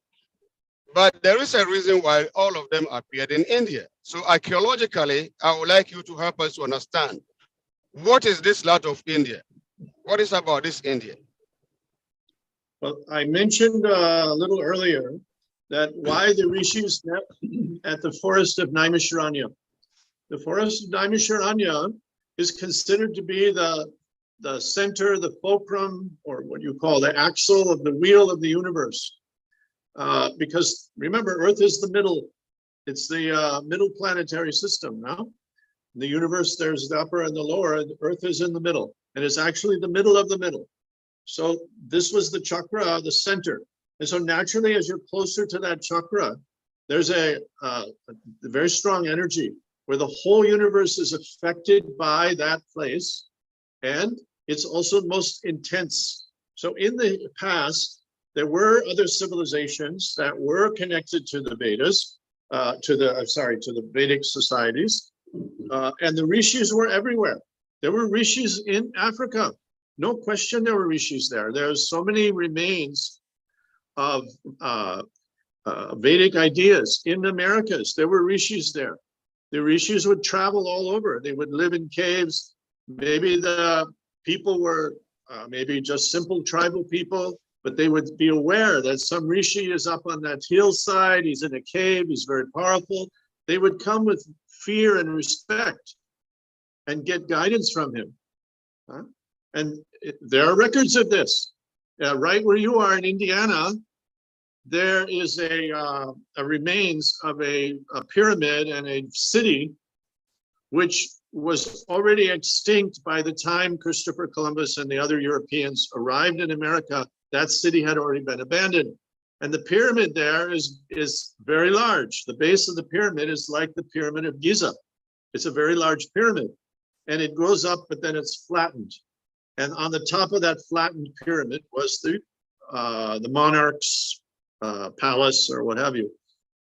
They had organized streets, they had running water, there were 30 to 50,000 people living in it. It was a very sophisticated society, and it just disappeared. Nobody knows where they went. They can't say that, oh, the Iroquois Indian came from there, or this one or that one. They don't know. Those people just evaporated. But they were very advanced, and the records that they've been able to decipher, or the traditions of their existence that have been carried forward by some of the surrounding natives, the people believed that their king had come from the sun. That's what they said. And that he had brought them essentially Dharma. He had taught them not to steal, to have a proper married life, to live in a certain way. And that was that civilization. So he was some rishi. He may have come from the sun. How can we say no? But they had, and same thing in South America, same thing in Central America. Before the Mayans and the Aztecs, there were the Olmecs, and we know nothing about them. And they did most of the construction. Now they're taking LiDAR on the Sahara Desert, and they're finding that the Sahara Desert is full of ruins of old cities, big cities under the sand. You know, LiDAR is like a laser enhanced type of radar, so they can see under the soil, which is a relatively new technology. But they're finding the whole of the, you know, the African subcontinent had, it had huge complex societies. And then what we know as Egypt, we've been, you know, brainwashed into thinking that, you know, they're basically the three eras of the Egyptian empire. There's the old empire, the middle empire, and the last empire, which was the final person was Cleopatra. But now they're realizing that the pyramids, the Sphinx, were long predate all of that Egyptian society. And that Egyptian society itself was extremely advanced, but something was more advanced. And now they're just discovering, I suppose you know what's going on a little bit in Antarctica. They found a pyramid in Antarctica, which is, the base is 2 kilometers by 2 kilometers by 2 kilometers. You could put 30 pyramids of Giza inside of it. And it's a perfect pyramid that's emerging out of the snow. So who did that? They're finding under the sea remains of cities off of Cuba, off of Japan. There was so many societies that were all interconnected to the Vedic. So we talk about they were kings of the earth. Bharat was king of, there was Vedic culture all over the earth. There were also simple people, just like there are today. There are, you can say, you know, intellectually and culturally developed people, races and societies. And there are very primitive people. They're still there. They were there before. They may have been a little more in one area and a little less, more advanced people. But nothing has really changed, except that we're in the Kali Yuga. So the rishis are not so prominent. The devatas don't come to earth. They come only to take darshan in the holiest places, which are all in the center of the universe. That's where the Lord manifests, right? In his different scheduled avatars and personal appearances. They come there. That's the fulcrum. It's the center. It's the power center. It's not because it's India or because Indian people are a certain preferred race or, you know, they have a better political system. It has nothing to do with that. It has to do with mechanics of the universe, of how the universe works. But Vedic society was everywhere. You know, Prabhupada has mentioned in a very cursory way that the Greeks were driven out by Parsuram. If you go a little deeper into the research, you'll see that the Greeks didn't even appear for thousands and thousands of years after Parsuram. But what did happen, and in Prabhupada's statement is 100% true, is that the first waves of Kshatriyas, we call them today the Scythians. They went up towards Persia and out that way. And they were a warrior class. They didn't settle, they didn't make cities, they just conquered and they just fought. And that bloodline has now been traced out, that they went all the way up. And as they moved, they would intermarry with the local ladies. So that, and they didn't call themselves, or we're the Scythians, now we're the Scythians in Scotland, because the bloodline goes right up into Scotland and even into the Vikings. And then other groups of them went down into Rome and Greece, but you know, they just called their tribe, their particular group of soldiers or, you know, warriors, according probably to the leader of that particular clan. So they didn't carry the name Scythian on. It just kept permutating and going out. And eventually the Greeks and then the Romans and the Vikings and the Scots, and you know, they bred all over. And of course, you know that even the gypsies came out of Rajasthan and they went to Romania and then other places. So all of this migration was going on. At the same time, rishis were in many different places. And remember, the rishis had an internet system. They had an email system. And it was through the advanced intellect and through the developed mind that they were in contact, not only with other rishis and other parts of the earth, immediately in contact with them, they were in contact with the devatas. And many of them were in contact directly with Chaitya Guru. So when the people that they may have been serving, coming to those places to serve, came to them, they would give them guidance. Those rishis were so advanced, they could immediately speak the local language. I'll give you a little snippet, Prabhupada story, when the first devotees were in India, and some were living in Vrindavan. That was Jamuna and her husband and a few other devotees were there.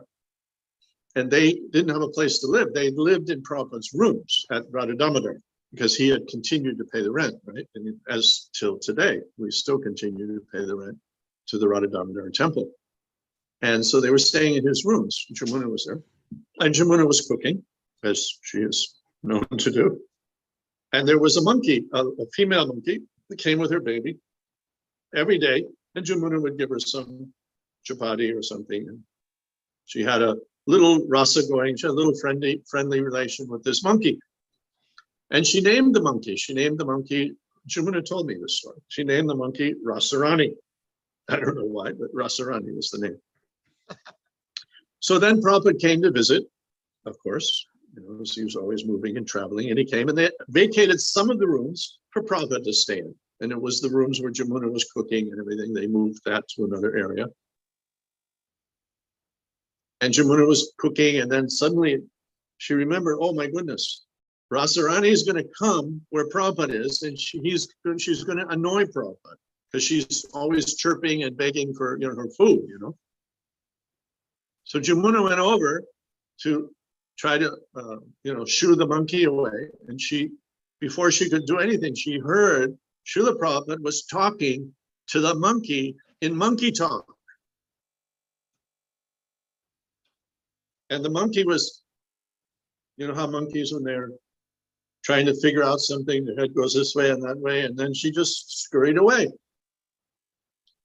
And Jamuna asked Srila Prabhupada, you're talking to the monkey? What did you tell them? And he said, I told her to go away, don't bother me. This is a normal thing. The normal thing with the rishis. They could speak to the local tribes, they could speak to the animals, they could speak to the devtas, they could by internet, by mental internet, just like Sanjay could see the Battle of Kurukshetra. They all had that power. Even today, some people have that power. They can see a little bit of the future, Trikaliga. They can see other places, what's going on. Even a mother who's very attached to her child, the child's off somewhere else playing, and some harm comes to the child, the mother feels it. That's also a known phenomenon today, right? Not every mother, but it's a known, it still happens, right? Sometimes people know, oh I think my father died. I think something happened to my father. Or someone we're very in love, have a deep love for. We feel these things. So that's just a little teeny leftover, that ability, and the rishis had that ability, and they were all over the planet. And Prabhupada mentions in the Bhagavatam that there are deities in every place on the planet. He also said that Russia, he said the name Russia comes from Rishi. Because all over Siberia and all those vast wildernesses, the rishis, and they must still be there, some of them. And you see the Russian people, they have a very religious nature, strong religious tendency in them. So it was all connected. And what we know of history is just a tiny little tip, the last 3,000 to 5,000 years, even 5,000 year back history, we hardly know, it's hard to piece it together. We're talking, what is Alexander what was he, 300 BC or something? That's only a few thousand years. And we don't know that much about Alexander. There's a lot of debate about what did he really do? What was he? Because that's like too far for our small little corrupted, rusted out brains to reach back and think. So in Africa, in Americas, South Americas, in Europe's, there were rishis. The Druids were left over from rishis in Europe. In Americas, they had, I don't know South America much, the whole history, but I know in America, they had a tribe of what you mentioned as Red Indians, which was one description that people used to use. But there was one tribe called the Hopi, H-O-P-I. And although other tribes, they had their sort of designated area, and if a new tribe came in to try to take some of the food or catch some of the animals, there might be a war. It wasn't, there was a certain amount of territorial restriction, naturally. But the Hopis were free to go anywhere because they were the mystics. And they were performing yajnas. Actually, I was friendly a little bit with the previous head of the RSS in India. RSS is the right wing, you can say, Hindu organization. They're really disciplined. I went to their ashram. They eat like us. They live in an ashram. They're the backbone right now of the political party that's in power in India today. They are the backbone of it, the philosophical backbone. So the head of the RSS, the last one before this one, was named Sudarshan. Lovely gentleman, very learned. We spent a whole day talking Bhagavatam and Prabhupada's movement. He told me a story that he, when he was younger, had traveled to America, and he knew about the Hopi Indians, and he purposely went to their reservation to see them, and he had to make a lot of effort to convince them to let him go into their sacrificial hut. And they finally relented, because they said, we never let anyone in here. But, you know, he explained he was from a similar culture and, you know, what his reasons were. And somehow he got in. And he told me they had a fire going full time. They were chanting mantras. They had designs on the ground made with colored powder, and they were putting things in the fire. And he said, why are you doing that? And they said, to bring peace to the whole world. That's the end of our jungas, isn't it? Shanti, Shanti, Shanti. Right? Yeah. May there be peace. Yeah. So the culture was everywhere, and there's still leftovers, there's still remnants, but the atheistic society has done their best to, you know, hide it. You'll find it in your culture, in your country. It's there. There's remnants of it. And in the people's hearts, there's remnants of it. So it's a natural thing. That's our best advantage, is that what we're promoting is the natural thing. Thank you so much. Yes, Prabhuji. Thank you very, very much. Yeah, some of this Vedic terminologies, especially Sanskrit language, is some of them are also found in our language, our local language. Yes, you know, there are many words that we use that are in Sanskrit, like Papa, Tata, Mama. All this Sanskrit language is in our dialect. It's in our local dialect, and there are people who know very well how to worship Indra.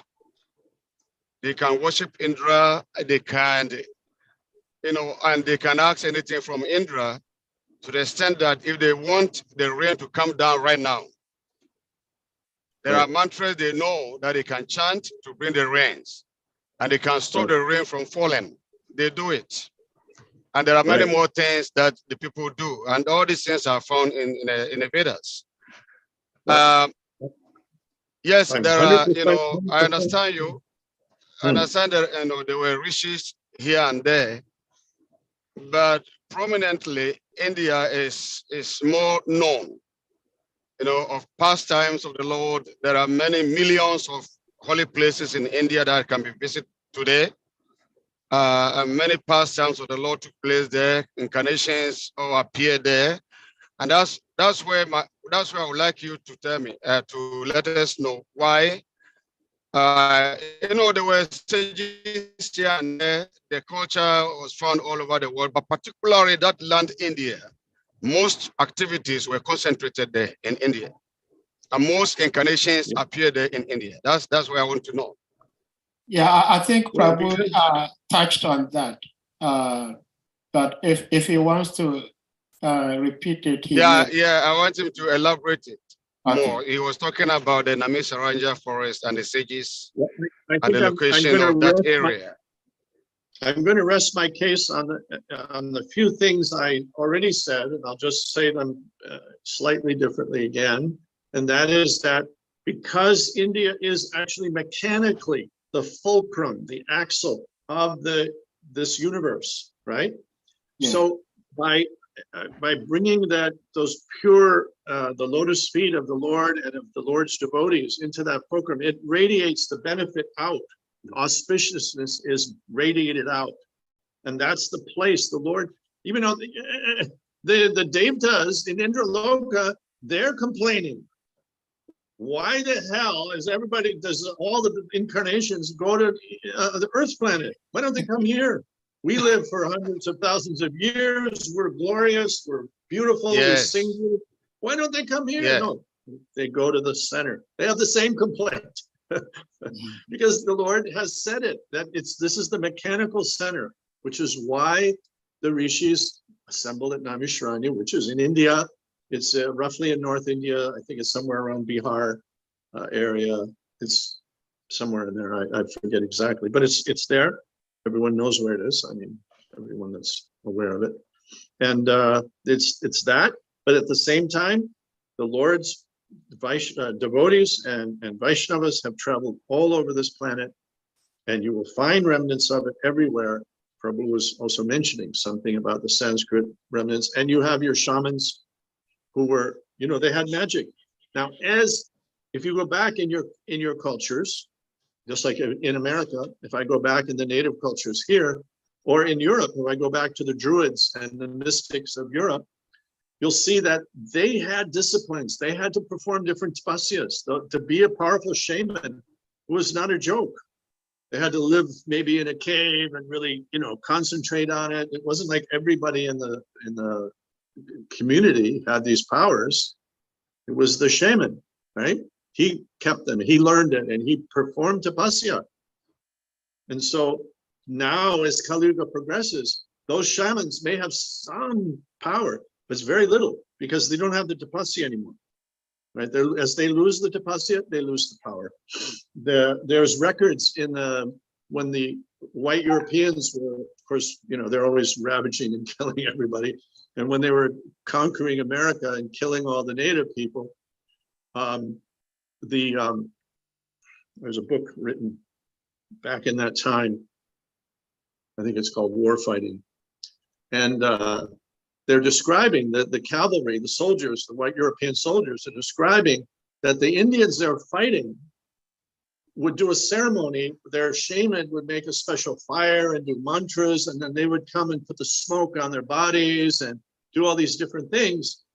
And the soldiers were swearing that we're shooting them. I know the bullet, but it's not going in them. Somehow it's like they have a bulletproofness, right? And they were witnessing this. They were saying it's true. It's not easy to kill them because they come charging in and we're shooting them with these rifles and they're still going on. So magic powers, they come from tapasya. Even the powers of Ravana came from tapasya. Nothing changes anywhere. So, I mean, it just is a fact that the universe is axled around Earth, and in Earth, the center is India, and specifically in Naimisharanya was the core of the axle, right? But just around came Ram and Ayodhya, came Krishna, in Mathura, Vrindavan, came Parsuram, and so many different personalities came. All right, thank you so much. Thank you, Prabhuji. Thank you very much. Hare Krishna. So, Srimad Bharat Prabhu, please, you may unmute. Jai. Dandavat Pranam, Prabhuji. All glories to Prabhupada, all glories to all the devotees. Thank you very much for this very wonderful class. I'm particularly interested in Prabhuji, is it possible to turn on your aspect of camera? the Varnashram. No. Okay. All right. Go ahead, please. So I'm particularly interested about the Varnashram, and there are a lot of things you said about Varnashram which actually touched my heart. Now, my question is, you have seen the different attempts in starting farm communities in ISKCON around the world. And what would you say is missing? Because the same idea of going to start the land and then let things happen, that happened in New Vrindavan, in Gitanagari, and now Eco Village in India and some other parts of the world. There have been different, in Hungary, but different attempts like this. So from your observation, what would you say is missing And how far are we from, of course, I know that we're far from this, but still from those attempts, what would you say is missing? That's what I want to hear.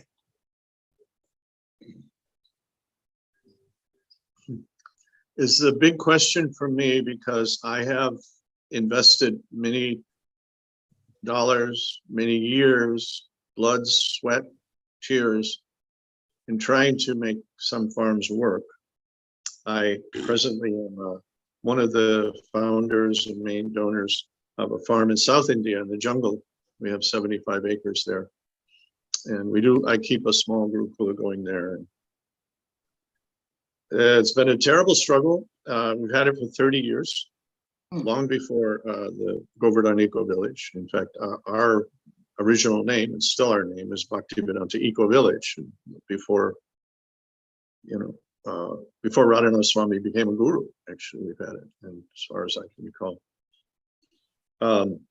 But we've had many devotees come and try to live there, and it's so isolated, and perhaps we bought it in the wrong place. I don't know, but it's very idyllic. It's a holy place, very holy place. It's where I purposely picked it because, according to the Puranas, this is the actual valley where Lord Rishabdev left his body in mystic fire. You know how the yogi can also sit and just burn up. And Prabhupada mentions in the Bhagavatam purport about that he left his body on the valley on the side of the hill of Kudakachala, which is we have the only valley on the side of the hill of Kudakachala, and that his mission was to reestablish Varnashram. That was Prabhupada says in the Bhagavatam. That was Rishabdev's mission. So not only that, it has so many auspicious characteristics, so many more. But I've seen that the devotees who have already been bred and lived in the modern Ugrakarma society have an extremely difficult time to adapt to such an extreme. You mentioned several other examples. Now, New Vrindavan had some success, but was primarily based on the pick, going out and collecting money. And they were very good at that. They bought a lot of land. They did have some good cows and some little bit of not much agriculture. It was terrible land. Actually, it was terrible land for agriculture. Gita Nagari was exquisite land. That land is actually in America. Maybe you have similar things in your countries, but in America, there's certain soils that are so good that the government puts a protection on them, and you cannot develop any housing or anything. I mean, you can build a farmhouse or barns or what have you, but you cannot develop because it's protected soil. Gita Nagari is in one of those places. Such a good farm, right? It's a prize farm. And that's why I believe Prabhupada said, I will go to Gita Nagari. Because at that time, we had a farmer. His name was Paramananda. And he worked so well and so hard, and he produced excess the whole winter. There were stocks of potatoes and grains and vegetables all stored up for the whole winter. And cows producing lots of milk. Prabhupada used to call him Farmananda, right? And so that was, I'm sure, why Prabhupada was drawn to go there to try to establish something, because it was a good farm. He knew it was a good, and had a farmer. Had one solid farmer there. Of course, he was using tractors and what have you, but hopefully that could have evolved as people, more and more people settled in. There's been a lot of different attempts. My attempt in South India hasn't succeeded. I mean, we have cows, we have beautiful temple, we have land that we grow a lot of what we eat, but it's a very small community. I wouldn't even call it a community. There's like 5 or 6 devotees that can manage to stay there. We have a beautiful guest house, everything. You mentioned Eco Village, Govardhan Eco Village. I don't consider that to be Varnashram at all. It's kind of a museum to what Varnashram might look like. I mean, they just hire local people to do the farming. They don't do any farming. They go and they collect all the money they need in the city. So it's kind of a retreat. Gita Nagari, unfortunately, has become basically just a retreat. In fact, that's how they make their livelihood. They have conferences and retreats coming in. They have some cows, but the cows are in a negative. They actually every 5 or 6 years have to go back to the Indian community and beg for more money to keep the cow program going, which is not cow protection. What are you telling people when you beg money to keep the cows alive? You're saying it's uneconomic. That's not cow protection. Cow protection is you have to prove how they're economic, how you become prosperous by taking care of the cows. So we have by and large failed.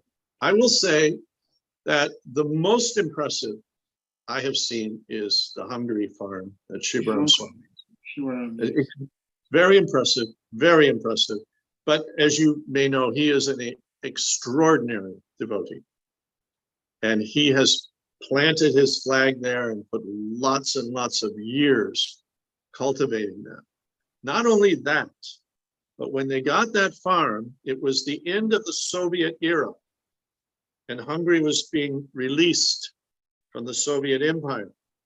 And to kickstart or get the economy going again, they were giving out grants. I don't know if they were getting them from World Bank or what they were doing, but they were giving out grants. That farm in Hungary, they got like $1 million a year for at least 10 or 12 years. So they were able to invest in the infrastructure, the buildings. You know, that goes a long way because, I mean, I could talk for days, and I have talked for days about this subject. I'm just touching on it. It's a big issue. Cow protection is a big thing that's not understood. I can go on for hours and hours on my ideas of how we can actually economically raise cows without overpopulating the cow, you know, because that's one of the problems. In the old days, you had unlimited land, you had all this forest. Krishna took the cows out into the forest and unlimited land. Today, you know, every piece of land has got a fence on it, and you know, somebody's, you know, in some computer somewhere in the government, there's a line of who owns it, right? You can't just take your cows anywhere you want to go. So as your cows expand, what do? There's a problem. The solution, as an example, is a modern solution in the sense that I would advocate that you learn through herbs and care to extend the lactation period of the cow, keep them milking for 2 years or 3 years. And you'll find a point where the breeding, the natural breeding, because you don't breed a cow until you stop her lactation and want to start again. So instead of breeding her every year and producing so many cows, you can adjust the growth of the herd by simply, oh, she may produce a little less milk. Some cows won't fall off that much, some will. But there are ways to feed them and different herbs to stimulate the milk production. And you can also accept a little less milk. You don't have to run a profit dairy. And then just breed them. There's a simple mathematical formula you could make where their mortality rate, their dying rate, and their birthing rate either match, or if you want to grow the herd, you change that. You can tweak that number. You see what I'm saying? Just by extending the lactation period, how long before you rebreed again. And instead of breeding 6 times in a cow's lifetime or 7 times, you breed 3 times or so, you know. So there are ways to deal with it. And, you know, I have other aspects of this too. But this kind of thinking has to be applied.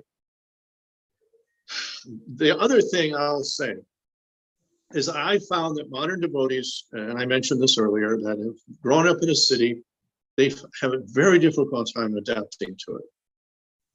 And especially the wives. And it's not that I'm saying the wives are weak or they're not committed. It's not that at all. It's the wives have to run a home. They have to take care of the kids. They have to be practical and realistic. You know, men are always idealistic, and we're gonna start a war, we'll start a religion, we'll go start a new country, we'll go do something. That's the men. And then, you know, the women are just rolling their eyes and saying, look, how are we going to feed the kids tomorrow? Let's be a little practical here, right? Practical, so So when you take the women out to these farms and the men don't know how to grow food and there's so much shortage of, in the first, you know, 10 years, it's a struggle to readapt. And the women have a hard time. How can they raise their family? How can they do their dharma if the men are bringing these crazy ideas, you know? So it's a transition problem. it's the training that we've had, the way we live in the city, we just pick up the phone or go on the internet, you know, and get so many things done. People are trucking in our food, and you know, it's very hard to break that.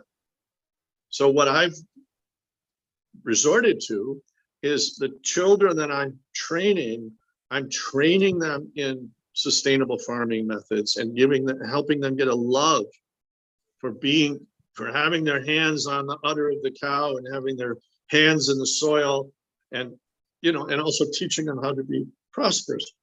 Prosperous doesn't mean that you drive a Rolls Royce or a Mercedes Benz. Prosperous means that your family has no anxiety about eating, about shelter, about danger. That's prosperity, right? So you have to redefine prosperity. The devotees have to accept that. I think by starting with young children, there's a chance to breed them into it. There are also maybe some very adventurous devotees. There's a few in Mexico that are in touch with me. Here and there, I hear about devotees that are doing such things. I would guess there must be some devotees in Africa who are doing it. And it will slowly grow. Prabhupada did say when the war comes, people will rush to our farms, right? I don't want to be morbid and say, well, I hope the war comes so Varnashram could start, but certainly that will accelerate. When people are starving, when the trucks can no longer bring food into the city or electricity to pump water, people are going to pour out of the cities. And where are they going to go? But are we ready? No, we're not. ISKCON is not ready. Had we followed Prabhupada's wish, how long ago did he pass away? More than 40 years? He only was on the planet. I mean, he was only here preaching how many years? 10, 11 years. Look what he did. We had 40 years and we haven't done this. So I feel an urgency for it. And, you know, it's primarily, I mean, what drives me to, I mentioned I'm preaching in villages with, bringing educational systems to, and in my curriculum, we have farming.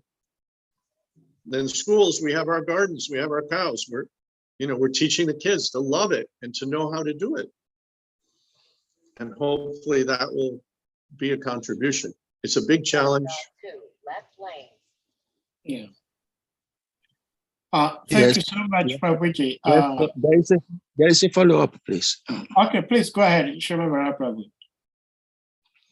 Thank you, Prabhu, for the explanation. There are two things I want two more questions, still on Varnashram. One of the things you said, which I noted down, is the fact that we cannot impose temple culture on the farm community. Now, of course, I've always, stood for that if we have to really develop communities, our style of preaching has to adapt to the situation. And you rightly mentioned it, that we cannot impose the temple culture on the farm community. It won't work. And I love the stress you made on it. So I noted that down. And now, why am I referring to that? Because I still want more points on what your blueprint of a Varnashram community should be like. And when I say yours, I mean, based on the fact that you were with Prabhupada, you heard him speaking about Varnashram, and in your own estimation, if we have an ideal Varnashram, what are those components that will be like a blueprint that the founders or those who want to establish that should focus on, beside food production? What are the components of the blueprint of an ideal Varnashram that you would like to see, or that you think that Prabhupada will want to see?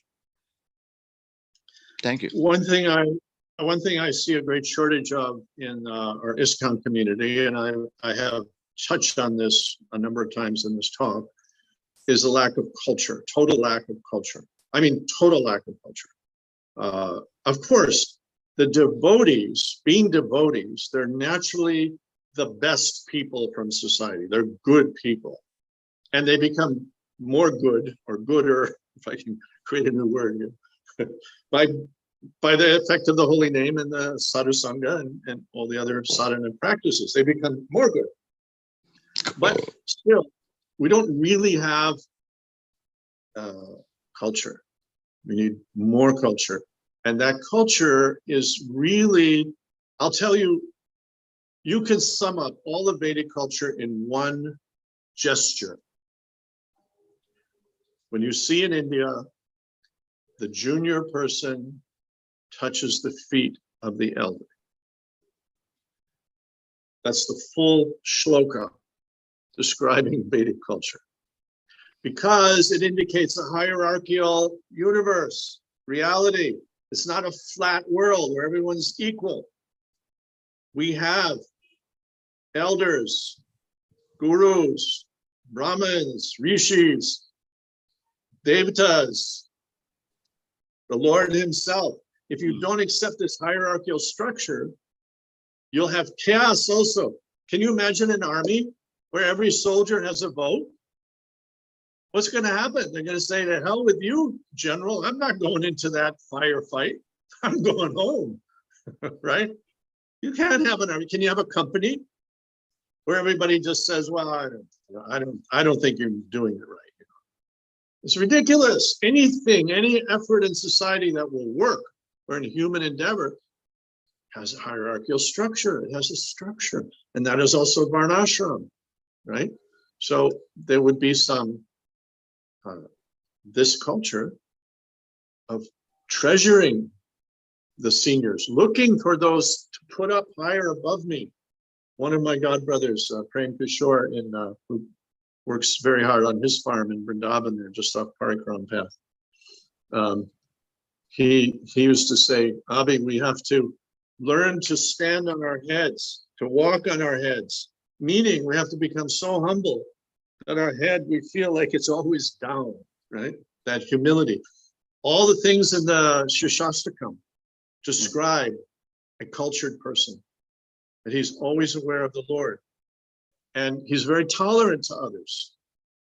And he's very disciplined on himself, right? And this tolerance, this includes, there will be Shudras, there will be others who, I'm working with one of my headmasters in the school project I'm working with. He's a Rajasthan fellow, wonderful man. This is so enthusiastic, big Prabhupada's movement out to the people. But he's addicted to garlic and onions. I didn't even bother about it. He knows, not to bring it anywhere near me. But what the hell do I care? Why do I want to stick my face in his weaknesses? I just need to inspire. And if he wants to, go another step, he'll do it someday. That sort of tolerance. And when I look at him, I honestly think he's a better man than me. Okay, I don't eat onion and garlic. So what? I was born in a decadent, society. He was born in a, elevated society in India. He's automatically more elevated than me. And he's so gentle and so pious, always wants to serve. So having that mood, that culture is very important. The culture of women and men. Now, that's an important subject. In chemistry, you have nitric acid and you have glycerin. And when you mix them together, you get nitroglycerin, which is a very dangerous explosive. So I use this as an analogy in women, and the male energy, the female energy is like nitric acid and glycerin. And boy, that is one of the biggest problems in modern society, is that we don't know how to mix these things together. We have no idea. And that's causing havoc all through ISKCON as well. And I'm not an advocate of these, I should say, recent Hindu ideas, which are really heavily influenced by the Muslim invasions. I'm not an advocate of that. In actual fact, there were, in the Rig Veda, some of the writers in the Rig Veda were women rishis. There's a word in the Gurukulas. I mean, they had women in the Gurukulas, not only teacher gurus, but they were students. Of course, at certain ages, there was segregation of them. But they were not all ladies. It wasn't a big population because mostly ladies get involved in child rearing at a young age. and, you know, so many household duties, but there was no bar. And in India, you may be surprised to know, this choli, which ladies wear, this little blouse piece, that was a total invention brought by the Muslims and the British. Women didn't cover their breasts. They wore dhoti, they wore short dhoti like the men. They often had, you see some places in India where, you know, it just goes a little, their dress goes a little below the knee. Because the people were not degraded. If they saw breasts, they didn't get crazy and lusty. They just saw that she's a mother, the breast, okay, beautiful. Society was beautiful, it flowed, there was love, there was, you know, cleanliness of the heart, mind. And still today, you know, when I go out in the villages, and I do often, I remember sitting by a river numbers of times where people are coming to bathe. And these ladies come to the river, you know, they let down their long hair below their knees, and they go in topless, and they go in a bath, and no one's bothered, no one's looking. Because it was such a society, you know, it was, because I'll tell you one of the reasons, because of the association of mother cow. They had a natural piousness because mother cow was totally integrated into their life. And now we're just vicious, you know, our lust and our greed and our anger and our ignorance, it's overwhelming. But we need to cultivate these qualities and amongst ourselves, protect the vulnerable, treat women with great respect. That's an extremely important characteristic of a mature society. You can judge a mature society by how the women are treated. And of course, that includes elders and children as well. But now, you know, the Western countries, they want to have the right to kill elders, and of course, babies. Babies are the first target. You want to kill the baby in the womb. Yeah. Okay. I don't know. Okay. Some thoughts. I could go on and on. We always have our time limitations in life here. Okay, Prabhu. Just one more point. So when we talk about Varnashram, often we always think that what is lacking is the administrative power, that the Kshatriya, system is not like established in ISKCON. And you also rightly mentioned that a sannyasi is socially dead. So how can you build a society on dead men? So in ISKCON, the hierarchy and the administrative power is more in the hand of sannyasis, which is a bit contrary to what a Varnashram society is supposed to be. Then the last point is your observation about one of the things that is lacking, shortage of culture, proper culture. And then from all what you've described, it also shows that it takes an administration, a powerful Kshatriya, to establish a proper culture. So I'm drawing a conclusion that it is still the problem of administration because of our system where administration in the hand of the renounced order. So we fail or we are unable to create the proper culture. And of course, many other things that are aligned with, having proper administration in place. So this is my conclusion of what you have given. Now, maybe you can sum up. Thank you. I would generally accept your perspective, but I would try to round off the corners and the edges by saying that in a time of expediency, we're in that time where we don't have an ideal Kshatriya class, we don't have an ideal Vaishya class, we don't have, to some degree, we have some Brahmins, but they really don't quite understand the role as a Brahmin fully, especially as to the rest of society. They tend to be kind of academic. So I think that it's a stage where a devotee has to be multitasking to some degree, and in some cases, the sannyasi, I mean, he has to be more of a rishi rather than just slotted into one of the varnas, right? I mean, when we think of a rishi, we think of someone who's really out of the whole thing, right? He's transcended the whole thing. And he can act like Dronacharya was a Brahmin, but he acted as a Kshatriya, right? And this is not uncommon. The Brahmin, when Parsuram went to war with the Kshatriyas, his entire army were Brahmins. They were all Brahmins. And today in South India, along that coast, which is called Parsuram Kshetra, which includes Goa, Karnataka, along that whole coast, right? It's called Parsuram Kshetra. It was the land that he gave as a gift to the Brahmins who helped him fight. And so till this day, one of the prominent families, and many prominent families, but one of them is called the Raos, R-A-O. You've probably heard of this many times, with Indians, right? And the Raos from that area are Brahmins, but they cannot perform rituals because they're tainted with blood. So as a consequence, they end up they are the biggest landowners, they're very wealthy. Some of the top brain surgeons and heart surgeons in America, the Raos, they're brilliant people, but they've lost their Brahminical right to do rituals because they were in a war. So it's an example of multitasking, expediency, and I think you're going to have to be creative and just look for the best leadership you can find. It may be a very rishi, Brahminical or devotee who's just kind enough to adapt himself to the challenge of leadership. You know, I don't know because I haven't really succeeded yet, but I'm thinking like that. Okay, thank you, Prabhu. Thank you very much. Hare Krishna. Hare Krishna. Thank you so much, Shomabara Prabhu, for your questions. And ABHIRAM Prabhu, we can't thank you enough. It's been like 150 minutes. It was wonderful for me. Wonderful yeah, for me.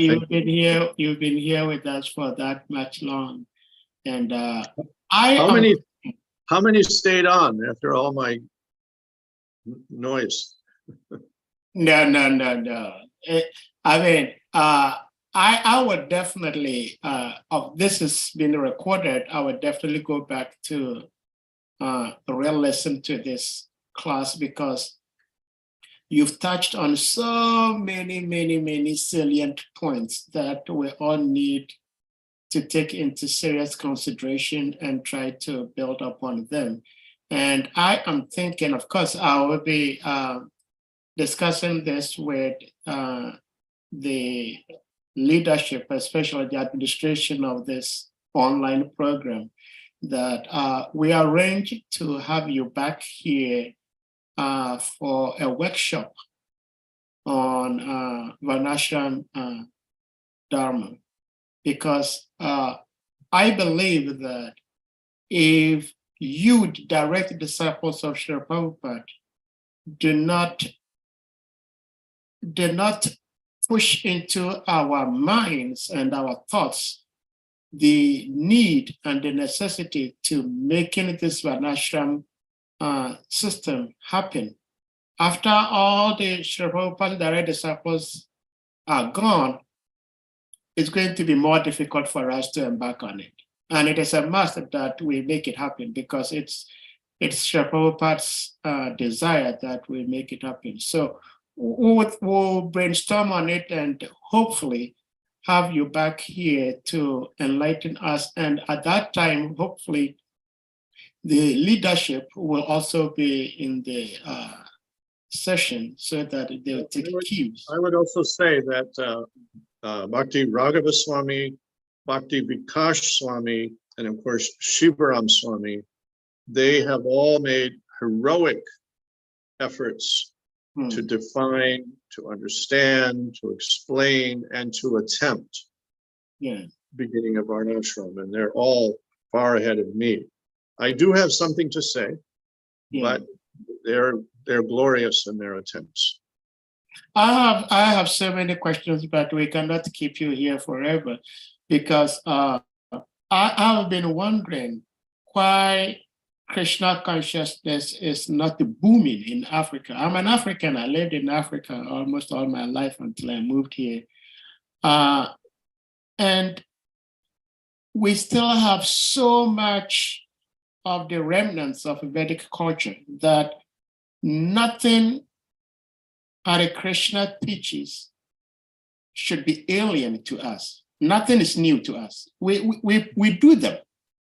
We do them, but these modern day religionists came and then they took away our minds. Like you were saying initially, that the very people, the whole thing is the culture of what's the name? Divide and conquer, you know. So they came and then they divided us, and we, the very people, we were catching our own people and selling them to the whites. And now we're blaming the whites. You know, we cannot blame them because we were actually contributing, but our thought is messed up. So one devotee, I've forgotten his name, it says, when people say that it's time for Africa to decolonize the mind. Exactly. One devotee says, you know how in the early 70s in the US, they had all these so-called mind deprogrammers. You know, they felt that devotees' mind had been deprogrammed. So they want to actually deprogram the devotee's mind. So this devotee says, in the first place, you do not have mind. We have to put something into your brain, you know.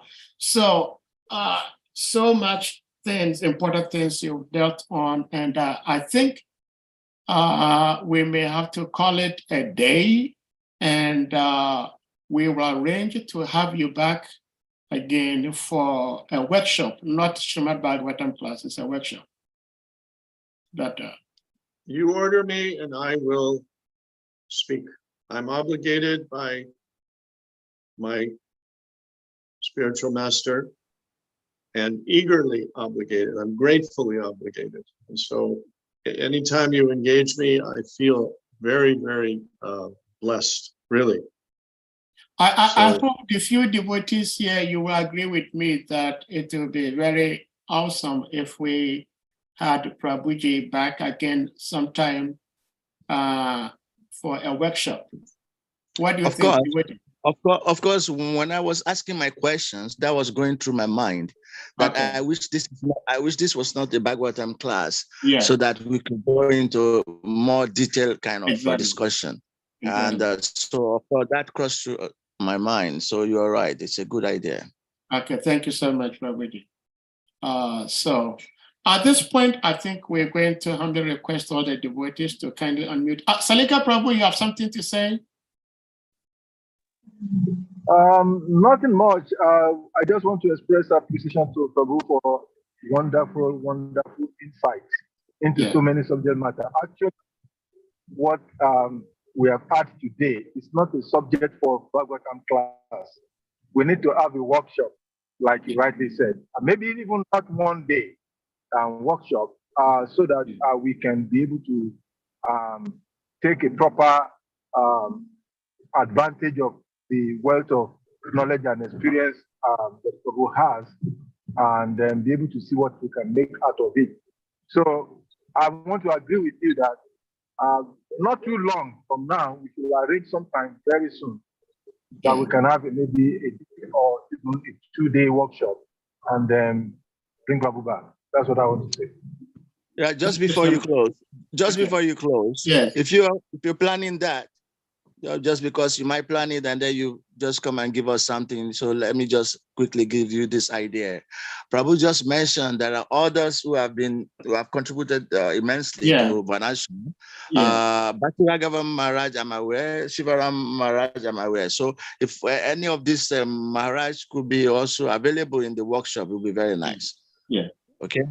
Thank you so much. Yeah. Shrimara, thank you so much.